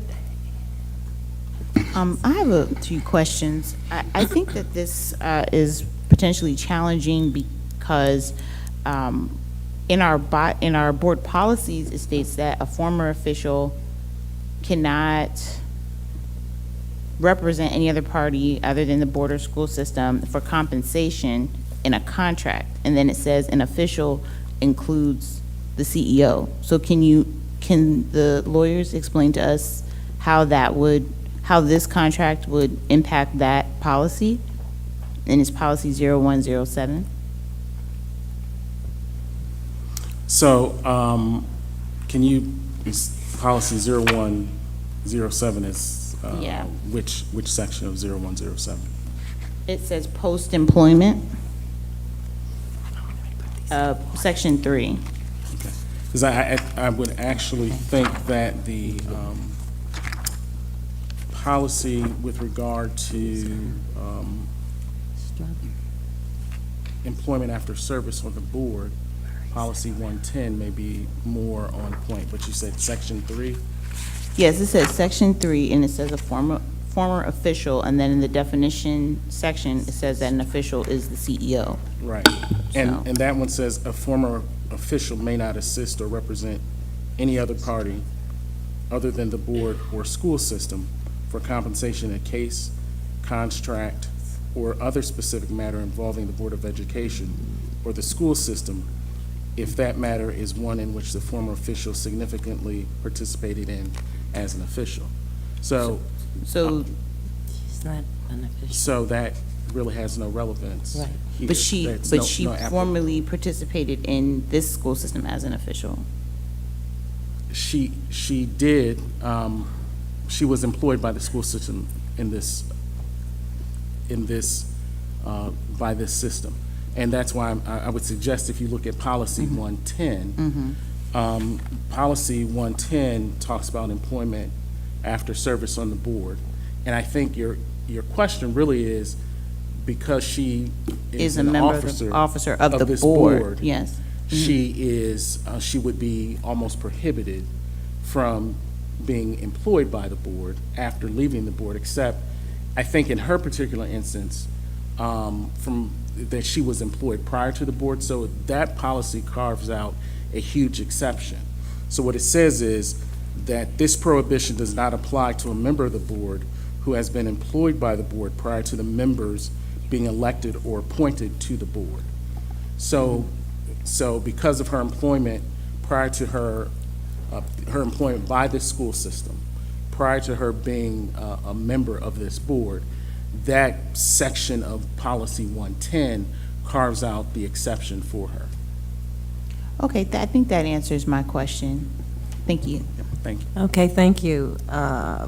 Board Member Boozer Struthers. Yeah, thank you so much, Chair Mickens-Murray. I would just like to speak in support of this contract, and I think we could only look as recently as last night during a community forum with County Executive Alsobrooks, the concern of our constituents of Dr. Goldson's departure and continuity. There was many comments made that no one could fill her shoes, but there will be candidates who I'm sure are excellent candidates who want to fill her shoes, and I think they will welcome the fact that she actually wants to stay and help, and I think that we should be grateful to her that she actually wants to stay and help us. So I will be supporting this, and I think it will demonstrate to the residents of Prince George's County that we are working towards continuity in this change to a new leader of the school system. Thank you. Thank you. Board Member Fields. I also favor this contract, and for those very reasons of continuity. And the contract, to my understanding, is that Dr. Goldson would be a consultant to the board. So it would not be a situation of the preference of the hire as to her support. This contract is with the board, so there may be some things that this board would need guidance on in dealing with the new hire that Dr. Goldson could be very helpful. So, you know, I don't want people to think that we're hiring two CEOs. We will hire a new, not CEO, a new superintendent, but Dr. Goldson would serve as a consultant to the board and guide us through the transition process. Thank you. Vice Chair Walker. I am in support of the bill as well for the reasons already said, but last night was a great indicator of how the community of Prince George's County feels, those that were represented, and the support that came through on the total impact that Dr. Golson has had in Prince George's County. But furthermore, I think it behooves us to ensure that we are proactive in our approach to maintain the assistance as needed from someone that is not only inside of the seat right now making impact, but someone who has come up through the system. I would hate for us to wait until someone comes in the role and then ask for help, especially at the start of a new school year, and where we know Prince George's County has specific nuances that could be of help. And I think that this is a proactive measure for us to get in front of anything that might happen. And quite frankly, as a board, it is my belief that we might be able to leverage Dr. Goldson in a number of different ways that could help us as a board to move forward and to bridge a great relationship. Thank you. Thank you. Board Member Valentine. No, thank you. And I appreciate my point of my colleague, Mr. Murray, about this being unprecedented. I will say in most cases, superintendents are dismissed or removed from school boards, and it's not always amicably, and it's not always peaceful. I think this is incredibly important because we do have a superintendent who is leaving on her own recognizance, and one that I think could be a precedent for other school boards around the country. At the same time, once this is passed, I'm sure the news will read, we've given our school superintendent a $120,000 contract. But if you read it closely, it's not to exceed, and that amount most likely won't get to that point, assuming that the transfer of power is one that we believe is one that is peaceful and coordinated, and that we could terminate this contract as well. It is breaking down on a daily basis, but also we are going through a lot of transition, and assuming that this person is not from Prince George's County, which it appears they will not be, that we ensure that we don't take any steps back from where we are with regard to all the work we're doing to ensure that we get out of this post-COVID era, but also ensure that our P3 initiatives are moving forward, and that we're moving forward as a district. And so again, I would just hope those who are watching to read the fine print, but also to know this could potentially be a precedent in a positive way. Thank you. Thank you. Board Member Dr. Zipporah Miller. Thank you so much, Madam Chair. I don't think I can say any more. My colleagues have echoed. I am speaking in support of this contract for the same very reasons. I was there last night, but even prior to last night, we're at a point where there are a lot of great things that are happening in Prince George's County Public Schools, but there are also so many nuances about our school system that our Dr. Golson is aware of. So no, we're not hiring two superintendents, but the fact that she's willing to step in and assist speaks to her commitment to our students and the staff who are here. So I do speak in support of this contract. Thank you so much. Second round for David Murray, Board Member Murray. I didn't press for a second round. Oh, well, your light was on. Okay. Second round for Board Member Adam Stafford. Thank you. I'm just trying to make sure I'm reading this correctly. Would this begin even if we do not have a CEO in place on July 1st? No. So it's conditional? I'm just trying to make sure I'm understanding it. It's conditional on if we have a CEO, then this contract will go into effect at the discretion of the board? Okay, thank you. Oh, no, go ahead. You again.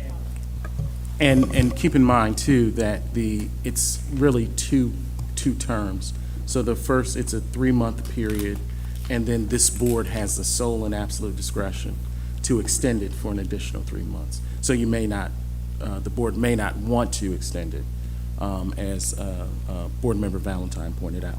You may want to just terminate it prior to that time, which the board has, again, discretion to terminate it as well. Okay. Board Member Dr. Zipporah Miller. Thank you again. I just want, I'm just curious, because I'm glad you asked that question, why we wouldn't consider, if we had an interim, to still take advantage of Dr. Golson helping in some of the transitions, even if we have an interim. I would encourage us to reconsider, and if there is an interim place, we're hoping that we do have someone by July 1, but if we have an interim, just for the continuity of our students and staff.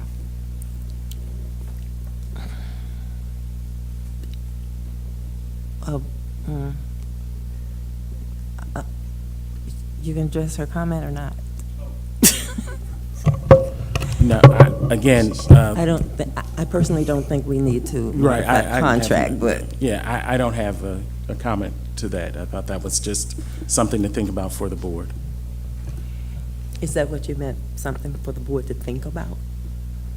So what my understanding is that it's not in there, and we have a short turnaround right now. And if we do have an interim, do we wait? What happens in between? And if we're talking about continuity, I would encourage us to look at it to ensure that we have that continuity starting July 1. Let's just ask this question. She can be a consultant. Yeah. Mr. Whitley or Mr. Barr. The contract would allow her to be a consultant to whoever is holding that office as the CEO, whether it's interim or not, right? She's a consultant to the board. Okay, then, To the so board. it's not an issue. I mean, it Right. shouldn't be an So issue. it wouldn't be an issue then? To the board. Right. Okay, Thank you so much. Board Member Boozer Struthers. Thanks. I was just going to say that it was my recollection that we clarified that previously, that it was interim would be considered the same in this case because it's the office. And as you noted, that this is to the board. So thank you. Are there any more comments? Seeing none, all in favor, say aye. Aye. Aye.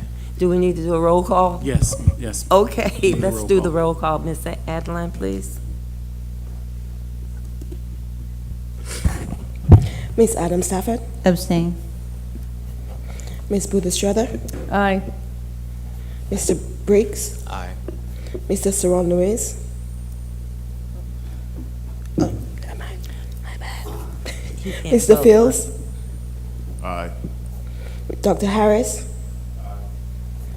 Mr. Jackson, Mr. Syed Frazier, Dr. J. Miller, Aye. Dr. Z. Miller, Mr. Murray, No. Mr. Valentine, Ms. Walker, Aye. Ms. Miggins Murray. Aye. 9 yeses. 9 yeses, the motion carries. Thank you. I think we're on 10.1. Now we will move to confirm actions taken in executive session on April 27th.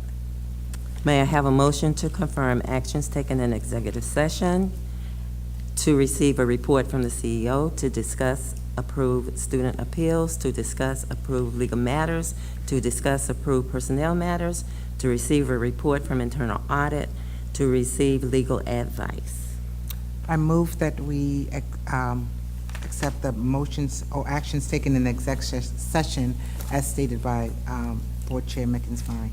Second. It's been moved and second. Is there any discussion?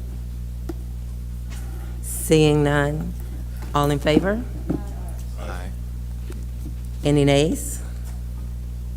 Hearing none, the motion carries. Now may I have a motion to adjourn? So moved, Madam Chair. Is there a second? Second. It's been moved and seconded to adjourn. Thank you, guys. Chair, I just want to clarify. I thought you might have skipped 9.1. Did you go over that already? I didn't see it. Oh, there are no follow-ups, but I can say that for the record. Oh, okay. Okay, there are no follow-ups, and thank you, Board Member Briggs. Did we vote? So, all in favor to adjourn? Oh, she said said there was one posted, I didn't know that. Okay. Can that just be together? Oh, yeah, can we put it on next month? Okay. I didn't know it was one, it's not on this list right It's not now. on this list, But right. you said it was